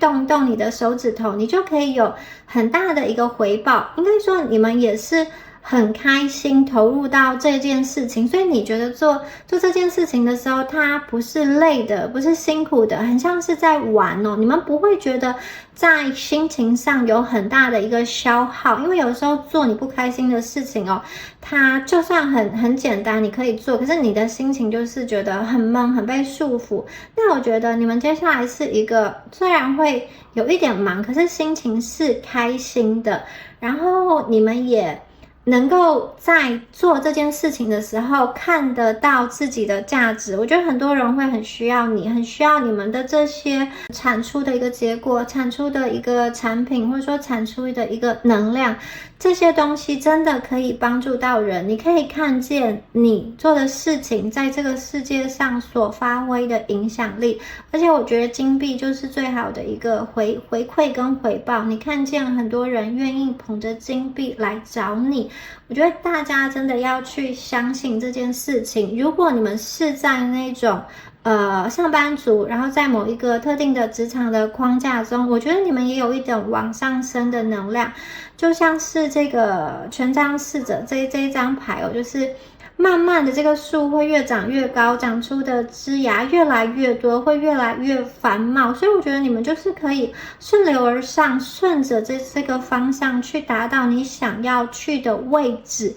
重点就是你想要去的位置。有一些朋友你们是很想要去升迁的，那我觉得这是有机会的。那有些朋友你们可能对升迁没有太大的兴趣，你想要做一个身心灵平衡的工作就可以了。你要上班做好上班的事，然后下班有我自己休闲的时间，你们想要这样子工作生活平衡，我觉得也是可以的。因为在这个小树成长到大树的过程中，它是有很多的机会，很多的空间，你们绝对可以找到属于你们的这个生活方式。所以我觉得大家不要担心，未来真的有很多的活法，很多的想象的空间。重点是你们要动起来，你们要断开锁链，才会看到新的希望。我觉得接下来的生活你们会活得很接地气，就是你们不会轻飘飘的感觉，但是同时啊，接地气的同时，我觉得你所做的事情哦，以及你所处的那个关系的状态中，也是能够去触动到你的灵魂的。你不会觉得是一个要死不活的状态，好像每一天早上起来啊去工作就为了生存哦，它没有任何的意义。我觉得相反的，你们会活得就是很动心，很心动，是发自内心的感到开心。因为我们这边呢出现了圣杯一。圣杯一是一张在心情上非常快乐的牌，这个圣杯啊，里面好像装满了这个蜂蜜吧，然后倒了非常多，流泻了很多的蜂蜜在这一朵漂亮的莲花中，然后因为太满了满出来了，然后这个莲花的边边哦还留有这种蜜汁滴下来的感觉，就是有一点笑到合不拢嘴乐不思蜀的感觉，真的是非常非常的开心。而且这边这张牌出现了之后啊，我觉得你们会放下过去那些在肩头上的隐形的压力哦，你们会放下很多情感的人际的包袱，我觉得你可以真正的做你自己了，你可以充实的过生活了，它真的是一个新的开始，全新的开始。而且如果在关系中你们会走向一段这种敞开的新的一个关系，或者是说在原有的关系中它会长出一个新的一个翅膀，让你们的关系看见不同的一个可能。我觉得这一张牌啊，它真的这个杯子哦，有满满的满溢出来的情感，你们可以将它一饮而尽，你们也可以透过这个圣杯的水，它的这个流动哦，去洗涤过去你累积在心中的长时间的那种孤独感，以及长时间压抑在心中的那种创伤、那个伤痕、那个心痛，让它用这个甜甜的蜂蜜把它洗涤洗清。好，那我们接下来再看一下神谕卡的部分哦。第一张牌是 support， 这个支持哦。这一张牌非常的可爱哦，一样是在一个满月的晚上哦，这边有出现了很大只的毛毛怪，然后它是有角的，它是有这个头上有角，然后还有一个尖尖的嘴巴。那在它的这个身上啊，坐着一只小的毛毛怪，然后它前面呢有一只蜻蜓哦，对，有一只蜻蜓在飞向它，而上面的这一只小的毛毛怪，它正在望向的满月，它正在许愿。这张牌在说什么呢？我觉得宇宙其实是支持你们的，它用一种很默默的温柔的形式在支持你，默默的在扶持着你，因为下面的这一只很巨大的毛毛怪，它其实你不仔细看就很像是一座山，它就很像是背景哦，但其实它用它的身体在支撑着上面这一只小的这个怪兽，代表说我觉得宇宙用它的方式来支持你，可能你们并没有很明显的感受到，因为它不想要太过的去介入你的生活哦。而且我觉得这边呢，有点像是宇宙也在告诉你说，其实你们的存在哦，你们的存在也给下面的这一只大的毛毛怪很大的一个心灵上的安慰，所以你跟宇宙有点像是互相的在扶持，互相的在丰盛，你们的存在让这个宇宙变得更加的美好，让夜晚变得更加的明亮哦，因为你们心之所向，因为你们相信宇宙，宇宙也会给你满满的一个回馈。然后我觉得这一张牌啊，有一点像是这个满月啊，让上面的这个小动物啊，突然的明白了一些事情哦。他会明白，突然就是有点像是你们在看你们过去的人生，好像一幕一幕的跑马灯在你的脑海中这样子经过的时候，你突然去明白一些事情。就是我觉得你们开始觉醒了，在你们没有觉醒之前，你们可能比较容易落入一个受害者的模式。可是当你觉醒之后，你好像明白，有些课题为什么要发生在你身上？这些人，你经历了这些人跟这些事情，它并不是要来让你受苦，或者说是让你觉得不舒服，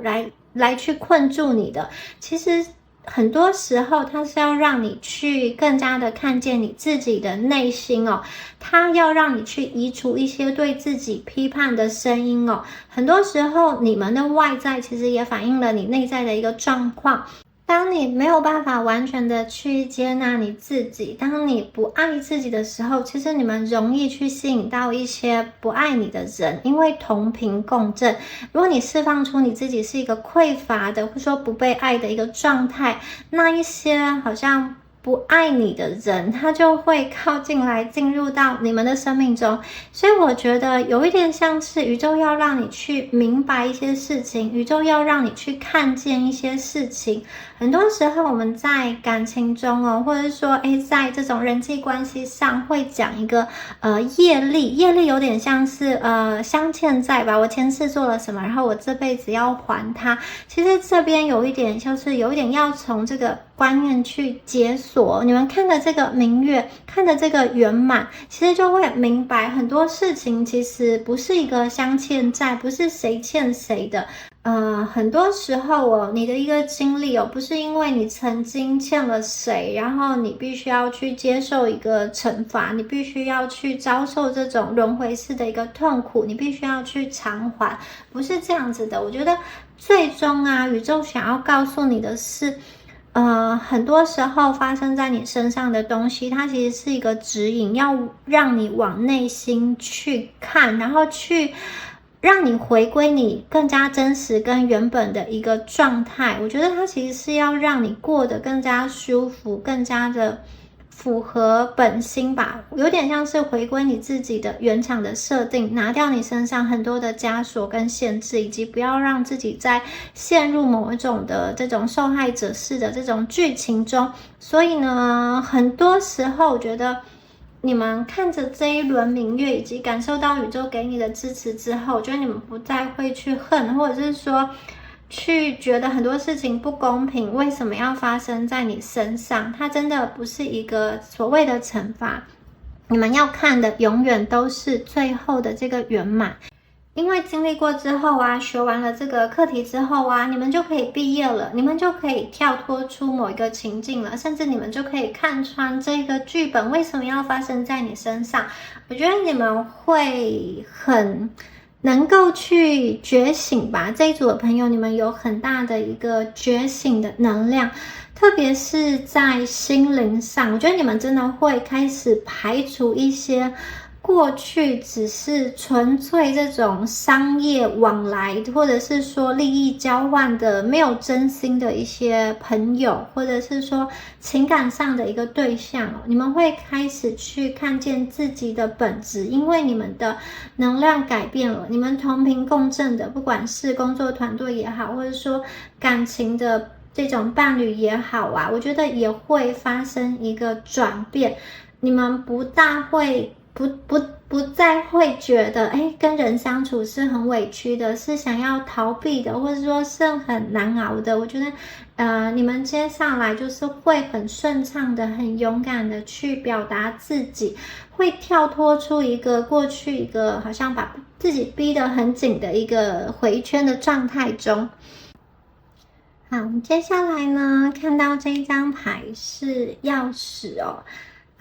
这一张牌这个毛毛怪它从猫头鹰手中，应该是嘴中，猫头鹰的嘴巴中接过一把钥匙这只猫头鹰从树洞中钻出来，然后很特别的是他们两个有着相似的一个面孔，相似的一个脸孔。这张牌在说什么呢？我觉得你们会找到一把钥匙这把钥匙会解开一个这种生命之谜吧。你们一直以来在探寻的这个道路门将为你打开。而且很多朋友你可能会因为你们想象力可能也蛮丰富的，所以你们可能会在想象的世界中去想过平行时空的你以及不同版本的你的生活的样貌。但是这张牌告诉大家你们真的要亲自去走，才能够看见这一路以来的风景。你们可以去做一点点的冒险，去做一点点的尝试，而且你们走的路是不会错的。你们可能很怕自己会选错路，可能会选到不对的人，选到不对的工作，以至于一直不敢动，一直以来都是去接受某一个不是最满意但是还可以的一个状况。可是我觉得这张牌这个钥匙真的你们心灵开始松动了，我觉得内在开始松绑，你们的能量场开始改变你们有属于你们的丰富的一个小宇宙。在这个晚上的这个森林中其实如果好，如果他戴上夜视镜，其实就可以看见完全不同的景色，所以有点像是这一把钥匙，就像是一个在夜晚森林中的一个夜视镜。你本来看的模模糊糊的，你本来不知道这个森林中有这么多美丽的夜晚的生物，你现在都可以看得很清楚，看得很明白了。我看到的是你们可以走自己的路，闯出自己的方向，让别人不容易去忽视。我觉得你们是有那种能力可以去突破框架，你们可以看见规则以外的另外一种可能，而且宇宙已经把这把钥匙借由猫头鹰交到你们的手上，真的就是等着你们去打开，等着你们去发现机会，不管是在关系上也好，在这种事业上也好，在学业上也好，我觉得有鼓励你们多多去探索，多多去尝试的一个讯息。那另外啊，这边呢还有一个小的能量是，我觉得有一些朋友哦，你们心中其实是有一些话的，有一些秘密话，有一些心里话，可是你没有办法跟你身边的朋友，或者说如果你有亲近的伴侣，你好像没有办法跟他说，所以你们呢可能会选择跟网络上的某一个群组，或者是说一些陌生人一种社群啊，或者是就是在某一个版面去分享你们的心里话，而且你们可能会用匿名，或者说用其他的这种账号，不要让别人连接到你。我觉得你们有一点点就是不知道该怎么说，就是难以启齿的话，你们会有一些比较隐藏跟幽微的一些想法跟念头，你们会透过网络的方式去抒发。而且你们去讲的这个同时啊，我觉得你们会希望可以去得到某一种答案，或者是说去看看别人面对这件事情的时候是怎么做的。这边也有这样子的一个能量，然后宇宙告诉你说，好，其实你向宇宙探寻，你向宇宙探问是可以的，只是在网络上有的时候你们要比较小心的去分辨别人给你们的这些回应哦，哪些是真心的，哪些只是打打嘴炮，或者说哪些他是看似关心你，但其实里面有一些恶意或者说误导的讯息，所以大家有点像是，如果说你们真的好心情很闷，想要去找别人聊一聊的话，我觉得大家这边有一个，你们真的要找到一个比较安全的环境跟比较适合的一个对象吧，或者是说你们就跟宇宙沟通，你们可以冥想啊，你们可以去跟大自然连接。我觉得很多时候这个钥匙交给你之后，你就会可以开始接收到一些来自宇宙的一个讯息，一些答案，一些对话，然后那个讯息我就会是良善的，不会像你发表在网络上可能会有一些酸民啊，可能会攻击你，或者是说觉得你为什么要这样做等等的。好，这是一个比较小的一个讯息。好，我们再看一下最后一张牌哦，Invitation 这个邀请哦。好，在这一张牌啊，我看到的是你们之前种的这棵小树啊，有没有已经成长成大树了？而且你们还有了自己的家，属于自己的房子。这个房子有人哦，你们是有伴的，你们身边是有伴侣的。而且我觉得你们会很开心的敞开，就是给大家知道这个讯息，你们是有一个自己的家，然后也可以邀请朋友来你们的家中，这样子的一个感觉。然后过去啊，你们建立了一些基础，那个根基啊已经稳固了，底已经打好了，因此才可以发展出这么长出这么茂密繁盛的一个大树。这个大树是可以乘凉，是可以庇荫的，而且还可以建造出这么美丽的一个树屋哦。所以我觉得这一组的朋友啊，你们真的很厉害，你们越来越去自由的表达自己的想法，你们越来越能够去自由的发挥你自己的一个精神，你越来越跟自我的频率能量跟对齐。所以我觉得这一组的朋友，你们真的是很厉害。你们过去啊，一直以来在寻找的问题、寻找的答案，以及寻找的自我的价值，我觉得你们会找到一个归属，找到一个解答。过去你们生命当中发生的那些不美好，或者说你需要去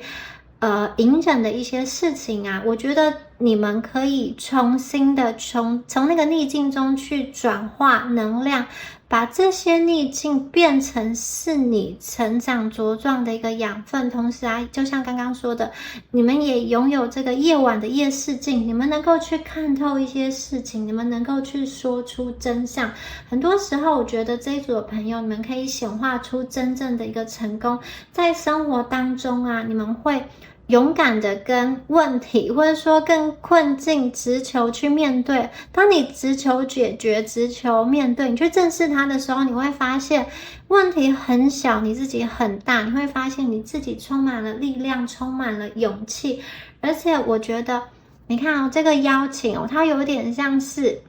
由上往下的感觉。所以有一些朋友，我觉得你的生活层次已经提升了一个高度，跟你原本的那个生活圈已经不一样了。你们会在新的上一层楼的这个高度看见不一样的风景哦。本来是在这个草地上的，可是今天呢，你们往上了，你们可以跟这个蝴蝶哦，好像在平行的一个位置哦。所以别人要来找你哦，有点像是他需要去仰望你。然后这边呢，就是这一只毛毛怪哦，它放了一个这个绳子哦，底下吊了一个好像是这种水杯或是水壶、水桶一样的东西，代表说其实你们有能力去提供资源给别人哦。在这个崭新的未来中，你们有你们属于自己的家庭哦，而且我觉得你们会开始从事让自己觉得认同的工作，在从事这样子的工作，在过你想要的生活的同时啊，你会吸引到跟你同频共振的一个灵魂，会有很爱惜你的人，很珍惜你的人出现在你们的生命中。而且你们会拿到智慧的钥匙。如果这一组的朋友，你们有一些人哦，是和某一个人还在这种关系的能量的牵扯中，不知道要走还是要留，我觉得你们会真正的用智慧去下一个判断。不管是你想要离开这段关系，或者是说你想要挽回这一段关系，你想要跟他继续走下去，我觉得你们的这个智慧哦，宇宙让你开窍的这个智慧哦，都会让你们很好的去转换目前的困境，目前的这个逆境，会去松开两个人之间的一些矛盾之间的一些好像困境吧。那个很像是一团球，这种毛线球解不开理还乱的问题，我觉得它是可以慢慢的去被清理，慢慢的去被疏开的。最重要的就是你们要开始看见自己的内心，你想要什么样子的关系，你想要跟这个人发展出什么样子的模式，是长期的，是短期的，你想要被爱多一点，还是你真的很爱对方，或是要怎么样达成一个平衡呢？以及对方对你的一个心意究竟是什么？我觉得你们会去勇敢的面对一些事实，包含关系的一个真相。可能你们会做出一个选择，可能你会发现原来其实隐藏在对方行为话语的背后其实还有深深的一个爱意。所以我觉得当你们拿到这一把智慧的钥匙的时候的那一刻，很多时候你们的关系就变了。原本你们看似没有希望的那个关系，或者说原本就是吵翻了闹得很僵的那个情况，我觉得它会转变，因为你们看得更加的清楚了。关系就像是一个系统，当其中有一个人变化之后，必然会影响到另外一个人。所以当你们往好的方向转变的时候，这个关系就会往好的方向去转变。所以大家要对自己的未来有信心，你们绝对能够自由，你们绝对能够找到属于你的那一把开启自由丰盛世界的一个钥匙。这个是宇宙给你们的，宇宙也希望你可以好好珍惜，因为它将某部分的力量交到你们的手上，希望你们好好的去运用，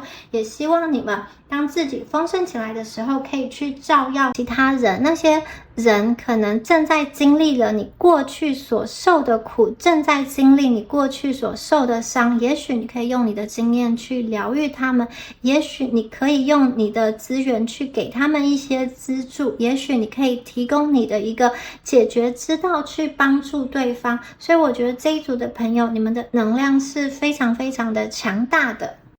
你们的心啊会被打开，就像这个树洞一样，它没有门哦。过去这种紧闭的心扉被打开了，因为你真的看见这个世界上有真心诚意，这个世界上有这种很单纯的喜欢。我觉得你们的心里会升起一股暖流，你们会被爱包围，而且是这种很甜蜜的、很浪漫的这种情绪，两厢情愿的感情。就像一开始所说的，你们渴望真心被看见，你们渴望被理解，你们渴望被听见，我觉得都会实现，请大家要相信哦。好，以上啊就是有关于第二组朋友们你们今天的解牌啦。那如果你觉得有对应到你的能量的话，欢迎在下方留言领取第二组的好运。好，那就祝福第二组的朋友，我们下次影片见咯，拜拜。Hello， 选到第三组的朋友们，大家好，一起来看一下你们的验证牌哦。好，第三组的朋友，第一张是夜晚，人群拥挤，地平线。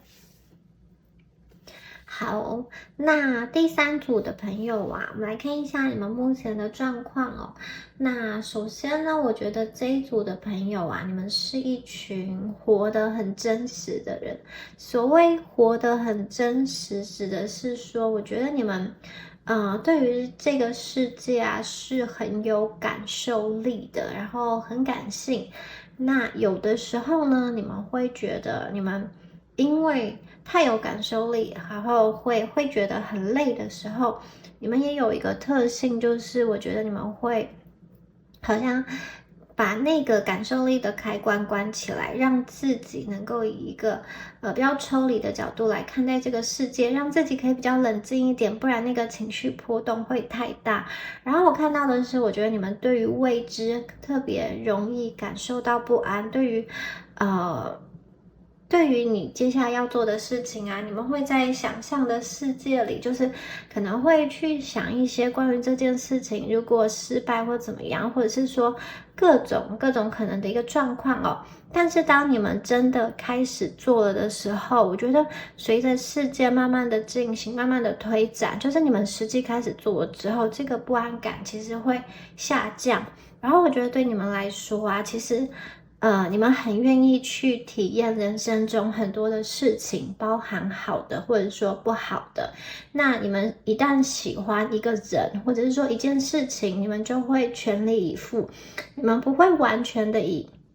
金钱来衡量要不要做这件事情，或者说要不要去跟这个人交往。就是如果你觉得这件事是你很想做的，即使有点烧钱，或者说你还看不到一个可以得到一个什么很明确的回报，可是你会因为你喜欢，因为这个是你的梦想，你就会去做。然后我觉得你们有时候愿意，特别是在你们真心喜欢的事物上，我觉得你们其实是不计较的，很愿意的去付出的，不管是情感或者说你想要做的那件事情都是哦。那我觉得你们是蛮听从内心的直觉的。如果你们决定了一件事情哦，就算旁边其他人跟你说什么，你们也会选择去走自己的路。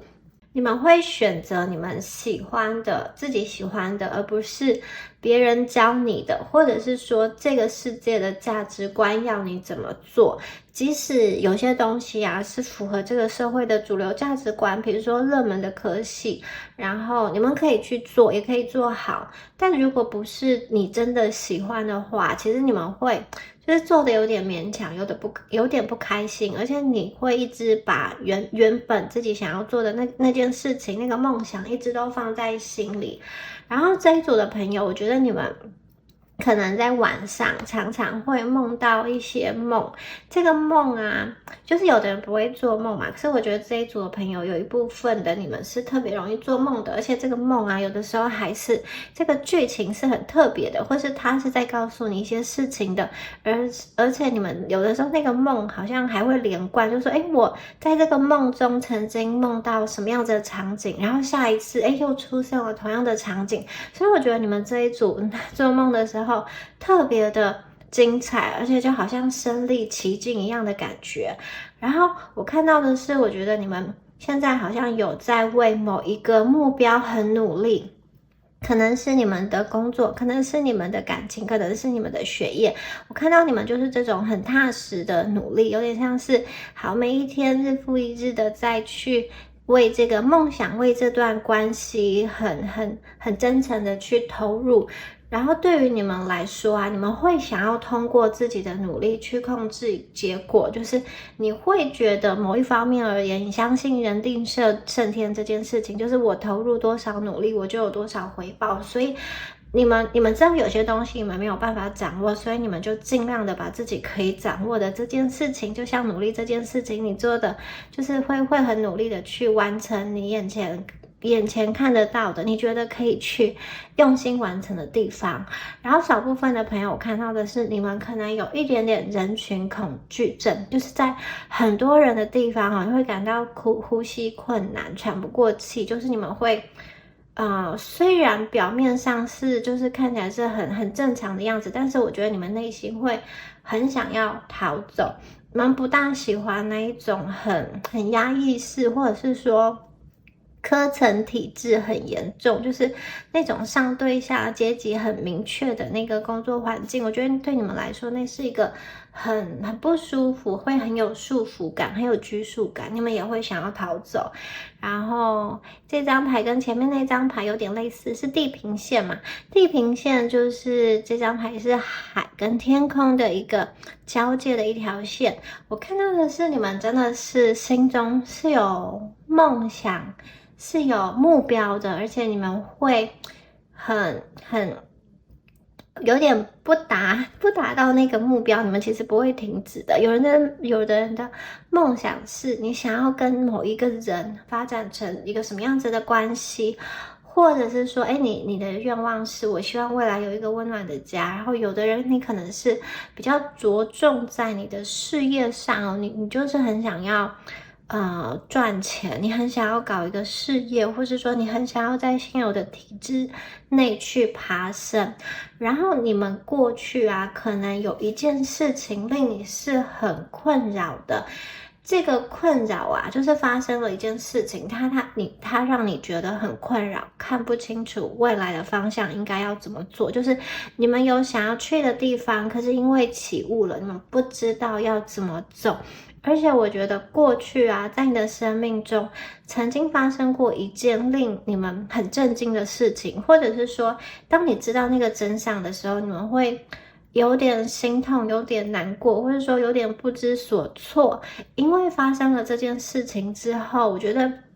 你们往后的人生对于跟人相处的这一块，或者是说对于在从事在着手进行事情的时候，你们会有一点点担心，有一点点不自信，就是我觉得可能曾经发生过一件事情在你们的生命中，然后有点像是你想都没有想过的这件事情，让你对于人的信任感，我觉得是有一些影响，或者说对于自己的能力的自信心是有一些影响的。那我看得出来，你们虽然目前是有一点点卡住的状态，可是你们仍然是努力的想要去往前走，你们还是很想要去看一看有怎么样子的方法，有怎么样子的选择可以让你去突破好像这种迷雾的空间，好像是一个不知道该怎么走出去的泥淖一样。然后我会觉得你们有的时候，刚刚说你们有的时候会对未知感到害怕，其实你们好像会觉得很害怕自己做了这个选择，然后如果不对了，会不会造成一个难以挽回的一个结果？会不会变得很糟糕？所以有一些朋友，你们确实也是有一点踌躇不前，不知道该怎么办。那这一组的朋友还有一个讯息就是，我觉得你们内心啊，其实非常的想要往前走，想要突破，想要改变。就像这两只兔子，我觉得一直在寻找方向，一直在看。有一只兔子它在望着远方，然后有一只兔子在看这个船下的这个水的一个情形哦。所以我觉得你们真的是有想方设法找一些资源，或者是说想要让自己去突破某一个状态，你们真的很努力。然后我觉得你们有的时候会觉得为什么这么努力，然后也能做的都做，但是还是不知道该怎么办，到底是方法不对呢，还是说自己就是没有那个命呢，还是就是现在的时间点不对？我觉得你们有的时候就会有各种想法都涌上心头，然后你们也很想要快点知道某一件事情的结果，或者说改善跟某个人的关系，或者是说完成你们心中的那个目标，可能是关于工作的转职，或者是说这种移民啊比较大的人生中的一个决定哦，或是换一个居住地等等的。好，那这个以上是有关于第一组。第三组朋友，你们的状况，你们的讯息比较多一点，然后大家就听一下有没有对应到你们的有没有对应到你们的一个讯息哦。好，那首先呢，我们来看一下雷诺曼的部分哦。我们出现了这个12号牌的小鸟，还有我们的33号牌是一个钥匙哦。好。那小鸟代表什么呢？小鸟这边有一个成双成对的感觉，代表说他们有一个语言的沟通，然后两只鸟在一起，然后叽里呱啦的，好像在谈论什么事情哦。我觉得出现了这个鸟啊，而且这只大鸟它的头上有绑了一个小房子，里面还有一只小小鸟。我觉得出现这只鸟的图案啊，其实在关系里哦，有一种快速的能量的交流，快速的移动，还有某一种约定的实现哦。如果你过去曾经跟某一个人有矛盾、有误会，就是对方对你有一些误会，对方觉得你脾气不好，或者是说对方觉得你们这种三观不合啊，不能够沟通，或者是看不到未来等等，不能够合作等等的。我觉得如果这个人是你很重要的人，那你过去也尝试着想要跟他解开一些误会，想要去改善关系，想要去推进关系的话，出现这张小鸟哦，其实代表非常好的一个征兆，就是我觉得你们两个的沟通会变得很顺畅，而且很有可能你们会收到一个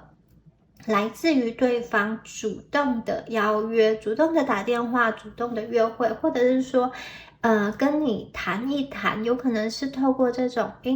网络电子的一个方式，或者说真的是跟你见面谈天等等的。然后如果是有伴侣的朋友哦，你们如果最近有想要怀孕的话，对小鸟这张牌又有送子鸟的感觉，很有可能说这个怀孕的计划要成真了。那另外就是这只鸟上面背着这个房子啊，有些朋友你们是不是一直梦想着有属于你们自己的家呢？我觉得很有可能这个家跟你的这个伴侣会一起的出现，有可能是你跟你伴侣在一起，然后你们共同的选定想要居住的地方，共同买房子，或者是说你在遇到你伴侣的时候，他其实对方就那边就有房子了，然后就是可以，就是你就可以变成女主人或者男主人，你们就是住在一起同居等等的，有这样子的一个状况。那这里还有代表说我觉得你们会得到一个很期待已久的讯息哦，可能是那种一个电话通知，或者是说一个表白，或是一个求婚，就是这一张牌在关系上有一些惊喜的可能哦。好，就是稳定关系的朋友，你的伴侣是不是在计划着要跟你求婚呢？或者是说计划着跟你进行一场比较浪漫、比较亲密的一个约会哦？好。那鸟这张牌的背景啊是蓝色的一个天空哦，所以我觉得，在接下来的3到6个月啊，大家可以多去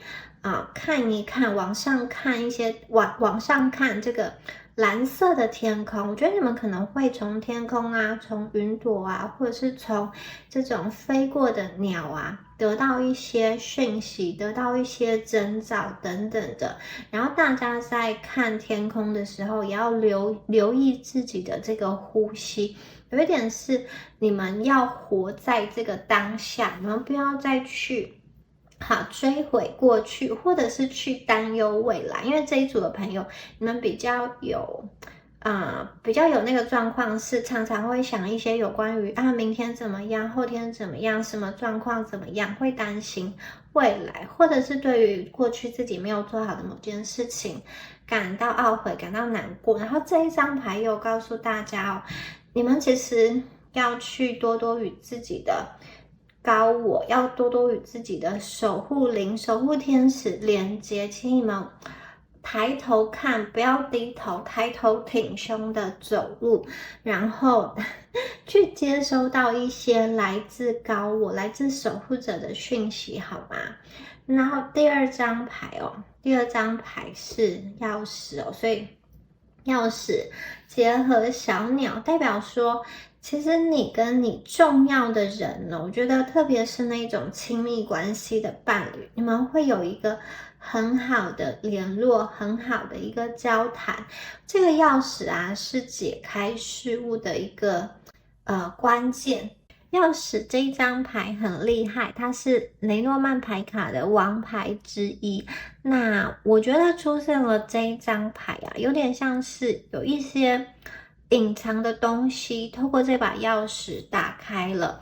如果过去你跟某个人呢，在关系上有一个卡的一个纠结，一个困扰的话，我觉得这把钥匙哦，这个幸运的王牌会给你们带来一些好的能量，就是你会看到，你跟这个人的关系啊，不再是卡住的状态，不再是停滞不前的状态。你过去可能通过自己的努力都没有办法实现的一个进展，今天呢，钥匙出现在这边，我觉得你跟他的关系会有很大一个程度的一个推进哦。不管是你想要跟对方说什么，或者说对方想要跟你说什么，都能够确实的传达到彼此的心中，而且不会去曲解彼此的意思。因为有的时候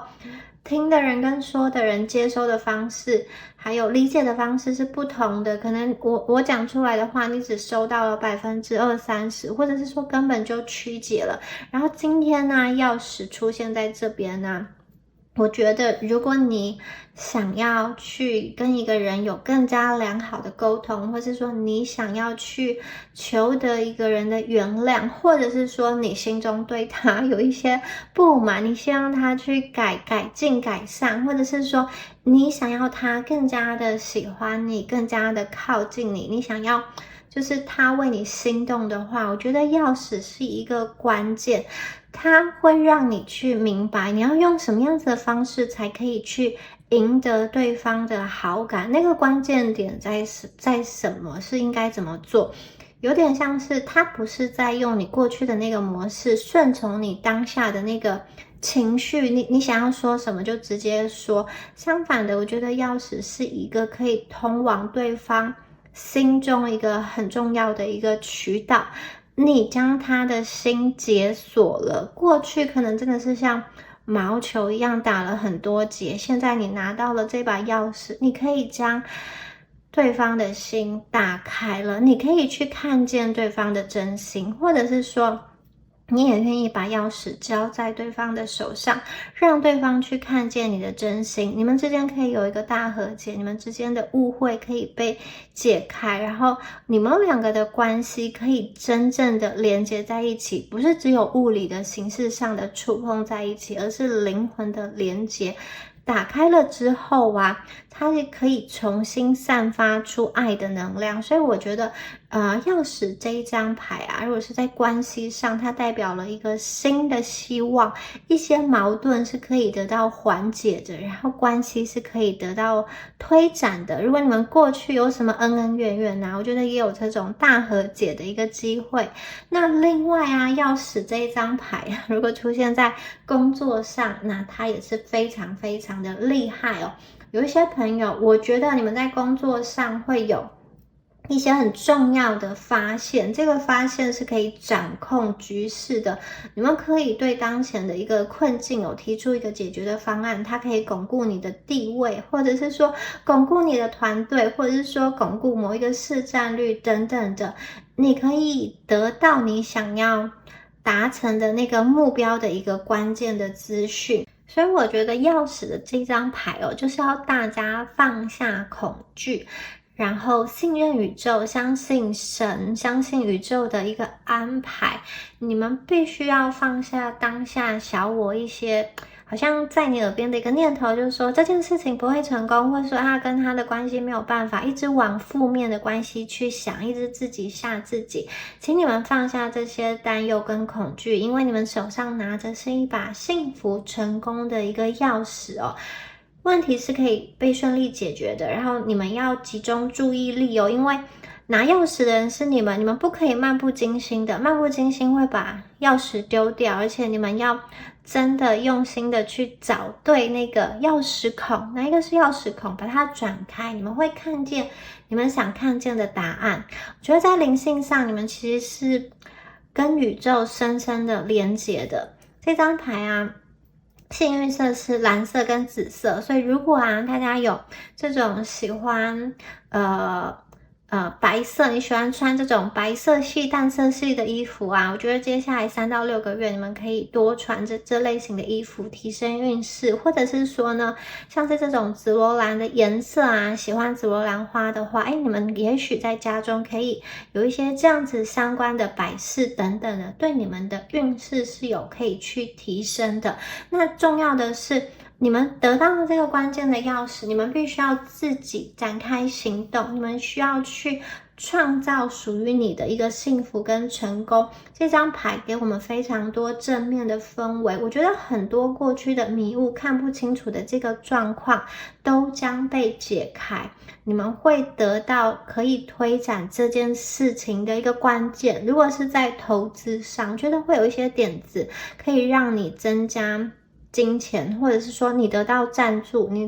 你收获一群粉丝等等。重点是你们一定会有一个很长足的进步。那刚刚说过，这边有房子，然后这边又有钥匙，所以我觉得有朋友，而且是为数不少的朋友，我觉得你们可能可以得到一栋房子的所有权。它可能是你自己买的，或者是不是你自己买的，可是那个人他愿意把房子的所有权，把钥匙交在你身上，就是你们在家中是可以掌控实质的权利，不是只是住在那边而已。我觉得你们就是真正的男主人，真正的女主人，有一个掌控全局、掌控关键、掌控要领。你们真的是生活中的那个重要的人物，你们掌握了这个关键的钥匙。接下来看一下我们的42号牌哦，我们失去了什么？还有这个真相会好像很温柔的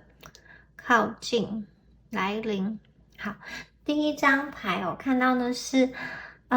这个毛毛怪和这个女孩哦，他们在井里好像在寻找什么样子的东西哦，然后旁边有一个脚踏车哦，他们应该是骑了很远的地方来到这一口井，他们想要去找什么呢？找一些他们自己都遗忘的东西，自己都遗忘的一个记忆哦。这张牌是在说，我觉得这一组的朋友，你们有点像是在追寻自我，追寻一些以前曾经被你丢掉过，或者是压抑过的这个自我，你的内在小孩。你过去可能一路以来为了蜕变，为了成长，为了变成今天这个样子，为了变得更好，为了变得更能够生存等等的，你们去压抑了个性中的一部分，或者是说你告诉自己，好，千万不要再犯错了，或者说我不要再去好像毫无保留的相信一个人等等的，或者是说你们因为曾经犯过错，看到不好的结果，对自己产生的这些不自信，各种感觉哦，各种被压抑的部分哦，都丢到这一口井。这口井其实就是一个记忆哦，它是一个蓄水池，它是有关于你的一个情感的世界，它是通往你灵魂的一个通道吧。所以有一点像是毛毛怪和这个女生都共同的往下看。这个水里面，这个井里面有一些东西，它在等着你去发现它。顺着井往下看，其实可以去召唤失去的自己哦。你们某一部分的自己想要再跟你们合一，然后有一点像是你的内在小孩想要跟你说话，不要再把他们丢弃了，好吗？旁边你们不是孤单一个人的，这张牌是有人陪你的。我觉得会有人陪你一起去爬梳你的一个内在，我觉得会有人很温柔的向你靠近，跟你一起整理有关于你内心想不通的部分，然后思绪打结的部分也好，或者是说想说却又不能说，不敢说，不知道怎么说的那个部分呢，我觉得你们的心情会得到一个很大的一个缓解，那些压力，肩头的压力会放下。这张牌有一个很舒服、很轻松的感觉，你们会有时间慢慢的去觉察自己，往内看。对，我觉得你跟你的灵魂会有很真实的一个碰撞哦，你们不大会好像隔着一层雾在看待这个世界，或者是需要把自己的感情封闭起来哦。这张牌在召唤着你去看与你的内在小孩相遇，然后下一张牌非常的美哦，是毛毛怪，它往天空看。对，刚刚说过大家要往天空看，他看到什么？他看到一只蝴蝶停在他的鼻头上。这一张牌蝴蝶哦，代表的是一个蜕变完成。我觉得你们的经过刚刚那个阶段，你会找寻自我，你找到了自我，你们蜕变了之后其实宇宙会见证重新诞生的你，重新成长的你。他知道你们内心内在是有力量的，而且我觉得你们过去的那些沉潜、那些沉淀其实是为了让自己更加的清晰未来的一个方向。有的时候你们孤独，并不单单只是你们喜欢一个人，而是我觉得你们也在保守自己的一个能量哦。你们好像透过整理对于你过去自己发生在你身上的故事有了更多的一个了解，而且你们会去改写自己的一个人生的剧本。过去可能有很多人想要在你的人生剧本上加油添醋，给你一些善意的或者说不善意的建议，或者是说想要去插话插手来影响你。现在我觉得你们对于自己想要走的路，想要做的事情，想要什么样子的关系越来越清晰，因为这个就是你的故事，你不需要别人来插手，你要自己将它写下去。我觉得你对于你自己会有很深层次的认识哦。当你认识你自己之后，没有人可以再去影响你。你过去啊，对于生活的这种不明朗，或者是对于生活的这种焦虑啊，全部都会被打散，全部都会散开，全部都会消失。我觉得你们的内在的精神世界会充满了活力，你会非常的期待，你会以一个好像更高的视角来看你所处的环境，就像这只蝴蝶一样，它其实有一个带着你们飞翔的能量，你们会跟着蝴蝶一起飞，你们会知道你在这个世界上是有价值的。我觉得你们的心里啊，其实也非常渴望自由。你知道你生存在这个世界上会有独一无二的事情，独一无二的事情等着你去做，而且只有你可以完成。你不再是那一种被别人胁迫，或者说被规定说啊，今天就是要完成这些东西，或者是说不得不做的那些义务。相反的，这个世界上有些东西就是非你莫属，只有你才可以去完成，只有你的加入才可以使这个团队这件事情这个任务变得更有意义，而且这件事情是你真心所想做的。我觉得你们会找到这样子的事情，在你们的日常生活中，你会找到属于你的一个梦想，然后你会真的很踏实、脚踏实地的去实行，它是会成功的。这边有蝴蝶哦，蝴蝶象征的自由，象征的美丽，因为它曾经破茧而出，它有一个过去比较丑的这个毛毛虫的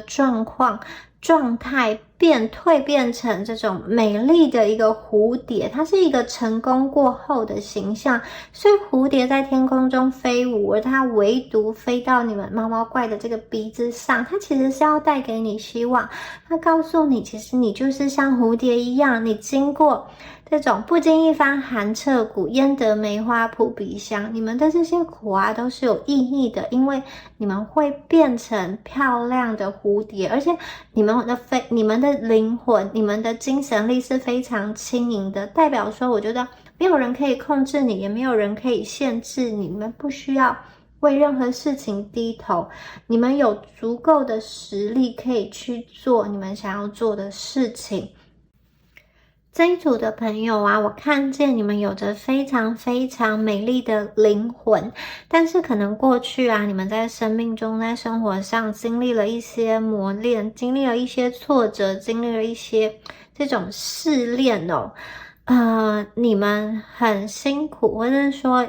很努力的去克服这些试炼之后啊，其实你会发现自己其实越来越强，越来越长大了，你的内在力量越来越长大。所谓杀不死我的，使我更坚强。你们在一次一次的看似是退让，看似是妥协的过程中，其实你们是重新的在争取时间，取得下一次进攻的一个机会。我看见你们其实会为了自己，或者说为了自己的所爱，或者说为了自己的那个梦想，你们愿意去努力，你们愿意去战胜生命中所有的磨难，你们一定会遇上这只蝴蝶的，它会带着你飞翔。只要你们愿意跨出那一步，你们不要把自己困在一个迷雾的状况，你们不要把自己困在好像过去你觉得没有路可以走的情况。其实往前走，我们有船，我们有鸟，我们有各种方式可以到达你想到达的彼岸。所以请大家相信这一组的朋友，你们得到的这个祝福是非常非常深的，你们内在有一个深层次的一个觉醒，而且蝴蝶要来了，蝴蝶是带着很大的祝福来到你们的生命中，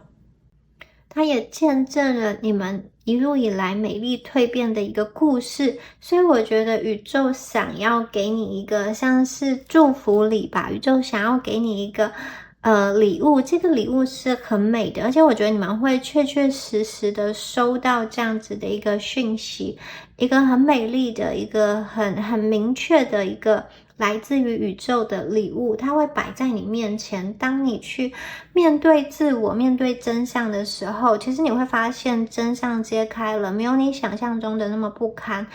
甚至它是意想不到的一个美丽。而这个就是有关于你们自己的故事，你们不要让这个故事的主笔、故事的编剧，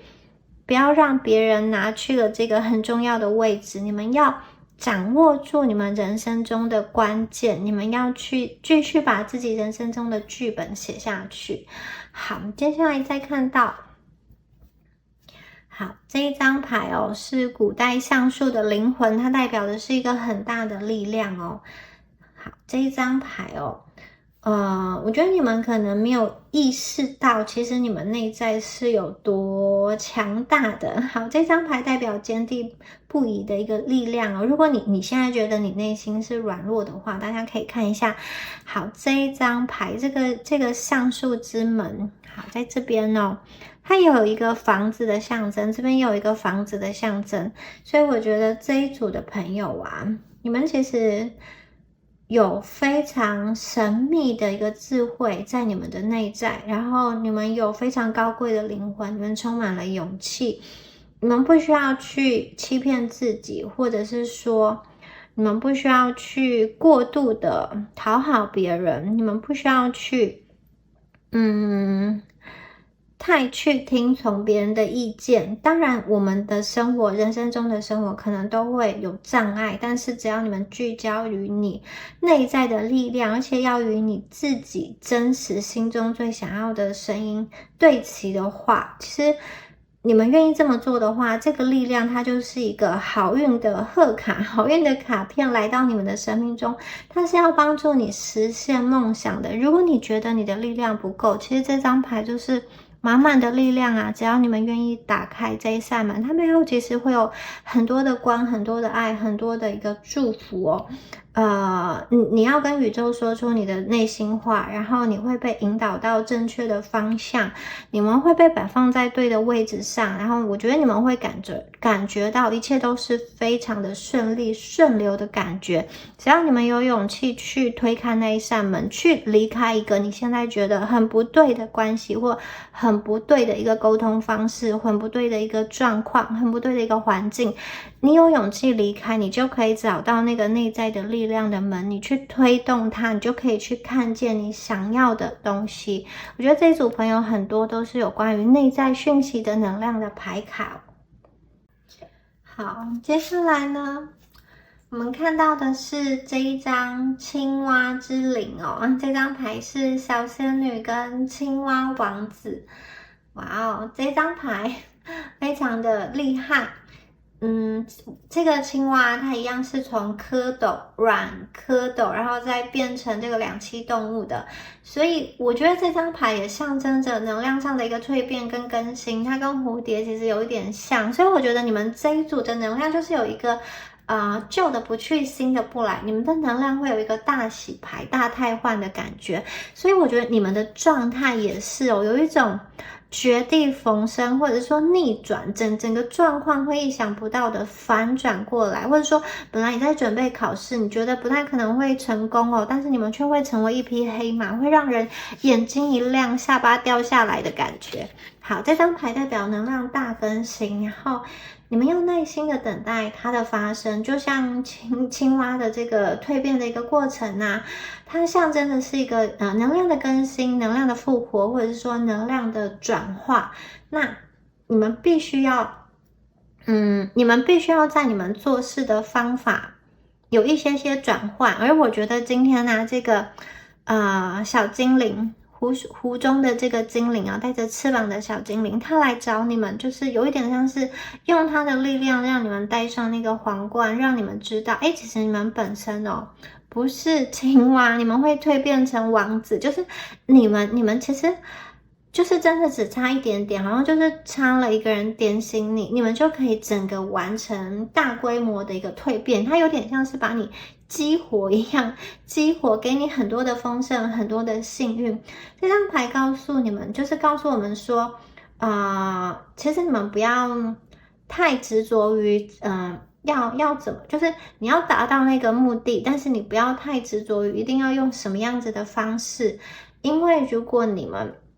一直用同样的方式去做，就会得到相同的一个结果嘛。有的时候你想要重新启动你的生活，你就需要用不同的眼光、不同的角度去看待这件事情，你所处的环境，或者说你们现在的这一段关系中，你需要换个角度去看。也许你一直都用同样一个方式跟对方沟通，那现在你愿不愿意换位思考，看一看对方真正想要的是什么呢？那青蛙啊，这张青蛙它在各种不同的传统的文化中，其实都有不同的意涵。它在古埃及中象征的是重生，就是象征的一个诞生跟重生的一个力量。那它在这种美洲某些原住民的传统文化中，也代表了一种生命的一个治愈。这个青蛙可以有一个治愈性的一个能量，然后在亚洲的文化中，青蛙也跟繁荣或者是说健康的生育、健康的繁衍后代有密切的一个关系。所以这边又出现了，如果想要去这种怀孕或是备孕的朋友啊，我觉得有非常大的一个好消息。那重要的是，我觉得有一点像是你们要放开跟松开你们原本的那个想法，你们原本的那个执念，当你放手了之后，愿意改变，其实财富跟好运就会随之而来。你们要去放下原来先入为主的一个观念，对于某一个人的批判，某一个人的想法，或者说对于某一件事情的一个判断。青蛙本身是一个适应力很强的这个动物嘛，所以我觉得你们也是有很强的适应力，在不断变化的这个世界中，我觉得你们其实是有很好的能力可以生存在这里。而且重点是，这个美丽的小精灵天使啊，它要给你们加冕，给你们皇冠。你们跟其他的青蛙不一样，你们是有皇冠的青蛙，你们最后要蜕变成一个王子的这个形象。所以我觉得你们不要去小看你自己，或者说不要觉得你就是止步于此，可能高峰期已过，或者说这段关系的未来就是这样，不会有什么样子的进展，或者说我的人生也走到了一个阶段，我实在想象不到我未来会有什么大突破。大家不要用一些限制性的思维去框架自己，你们的未来我觉得真的是会再创高峰，你们的未来是有一种无可限量的感觉。而且在这个当中啊，我觉得它不单单只有一个财富上强壮的一个讯息，还包含了我觉得你的内在也会被医治，你会被这个小精灵小天使治愈，甚至我觉得它是先治愈你的心理。当你内在稳定之后啊，我觉得你们可以让外在的那个时尚、外在的环境变得非常的丰盈，非常的丰盛。在青蛙还没有变成王子之前，这个精灵它会默默的守护着它，它会去创造一个安全隐秘的环境，耐心的等待它变化。所以有的时候有些朋友，其实你们觉得你现在好像生活一成不变，或者说没有什么进展，好像在蛰伏，其实宇宙有一点像是在营造一个空间，让你们慢慢的修身养性，让你们慢慢的整理，让你们不要太快去下一个判断。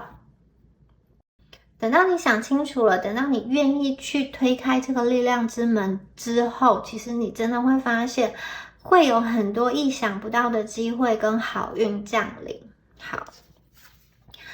接下来呢，这张牌是浓雾的沼泽，跟前面第一张牌超像。好，这张牌它画的是说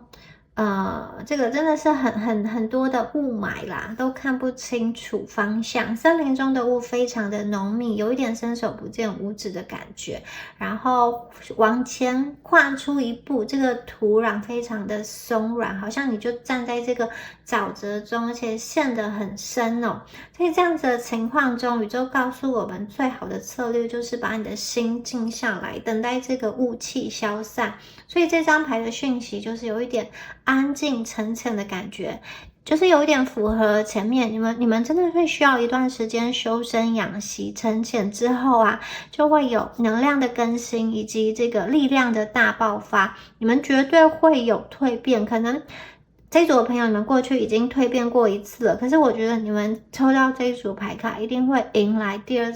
阶段的一个蜕变。好，这张牌告诉我们说，也许你现在还不知道怎么做，那现在可能还不是最好的往前迈进的一个时机，因为你就是看不清楚未来会发生什么事情嘛。但是只要你耐心的等待，其实你们会看见那个真相，而且我觉得你们看见那个真相的时候，有的时候会跟你想象的不大一样，所以你们会感激你自己现在先耐心的停下来去等一等，有些话没有太快的说出口，或者是说有些决定没有太快的做，因为如果你照着你现在或者说你先入为主的观念去做的时候，你可能到时候得不到你想要的结果，而你现在耐心的等一等，然后多收集一些资讯，表现出耐性，其实慢慢的真相就会浮现，不管是关于一段关系，或者是说一个工作的一个等待一个结果，或者是说你在等待一个这种考试的一个讯息，或者是你在你学业的一个推进，研究的一个进展，你深入钻研的那个领域哦。好，你还没有一个很具体的一个产出的话，没有关系。你们需要耐心等待，现在是很模糊的，能见度很低的，可是你们的想象力可以去激发你的一些直觉哦。你们在这个浓雾的情况很厉害的是，它其实可以去激发你的第六感嘛，因为你们看不清楚，你就必须要倾听你内在的渴望，然后去关注表面一些看似很随机，或者说看似跟这件事情，就是你想要突破这件事情无关的一个讯息哦。有的时候就是宇宙要你跳脱出来看，多去看一些，多去接受一些不同的观点，或是去尝试一些你过去没有尝试的东西，一些随机的一个想法。水代表了情绪、潜意识跟感觉。好，当这个水它凝结成雾的时候，它模糊了事情的真相，所以有的时候当你们情绪太满的话，也会让你们没有办法去看见真相。所以大家必须不要让这种过度的情绪满出来，去看到去掩盖了你想要得到的那个事实吧。这张牌告诉我们，耐心等待就会有好结果哦。我觉得很多朋友你们可能真的是在等待某一个人的回应，等待某一件事情的推进，或者说等待一个官方的通知，等待一个官司的结果，等待一个这种考试的结果等等的。好，等待一个这种合可啊，或者是等待一个什么样子的好讯息，很重要的一个讯息哦。你们在等的时候凭着你们的直觉走，不要让情绪去不要在太情绪太过的时候去下决定，因为你们其实这一组会有贵人的，而且宇宙一直默默的在守护你。我觉得宇宙守护你们的方式很温柔，他不想要过度的去干涉你，因为他就是想要让你们自由选择、自由发挥。有的时候他也会看到你们可能偏离了一些原本要去的道路，可能选了一条比较难走的路，可能跌倒了，他会适时的提醒你跟保护你。但是我觉得宇宙还是把最大的选择权交给你，因为人生的各种体验，不管是好的坏的，它就是你灵魂计划中的一部分。也许就是你选择到这样子的道路上，你体验了这个，你今天在这里跌倒之后，你可能才有机会看到前面那个盛开的美丽的一个花朵。所以我觉得这一组的牌很有意思你们的这个灵魂真的是被宇宙深深的保护着，深深的看照着。好，再看下一张牌。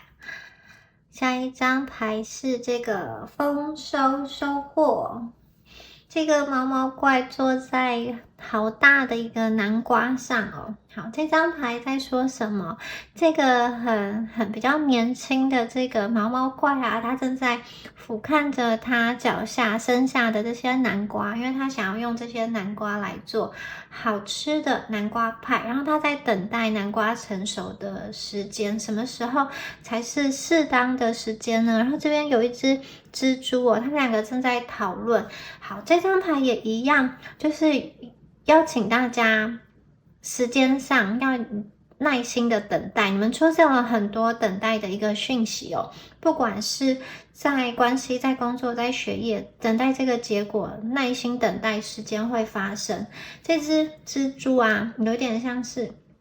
在告诉这个毛毛怪说，好，一切它会在该来的时候来，但是你不要去好像强求，或者说去插手，然后一定要很快得到一个结果，这样子会破坏它需要进展的那个时程。就像南瓜要长成最甜美、最成熟的那个状态，它需要耐心的去等待。你在它还没有成熟的时候就把它收成了，你会得不到你想要的这种美味的南瓜的这个派饼，没有办法去做很好吃的南瓜派。未成熟的南瓜不好吃，所以我们要学会的是等待。宇宙要告诉你们的是耐心等候，就像蜘蛛结网一样，蜘蛛知道要在网中等待，此时此刻我们等待耐心的时机，耐心的时间点就是一切了。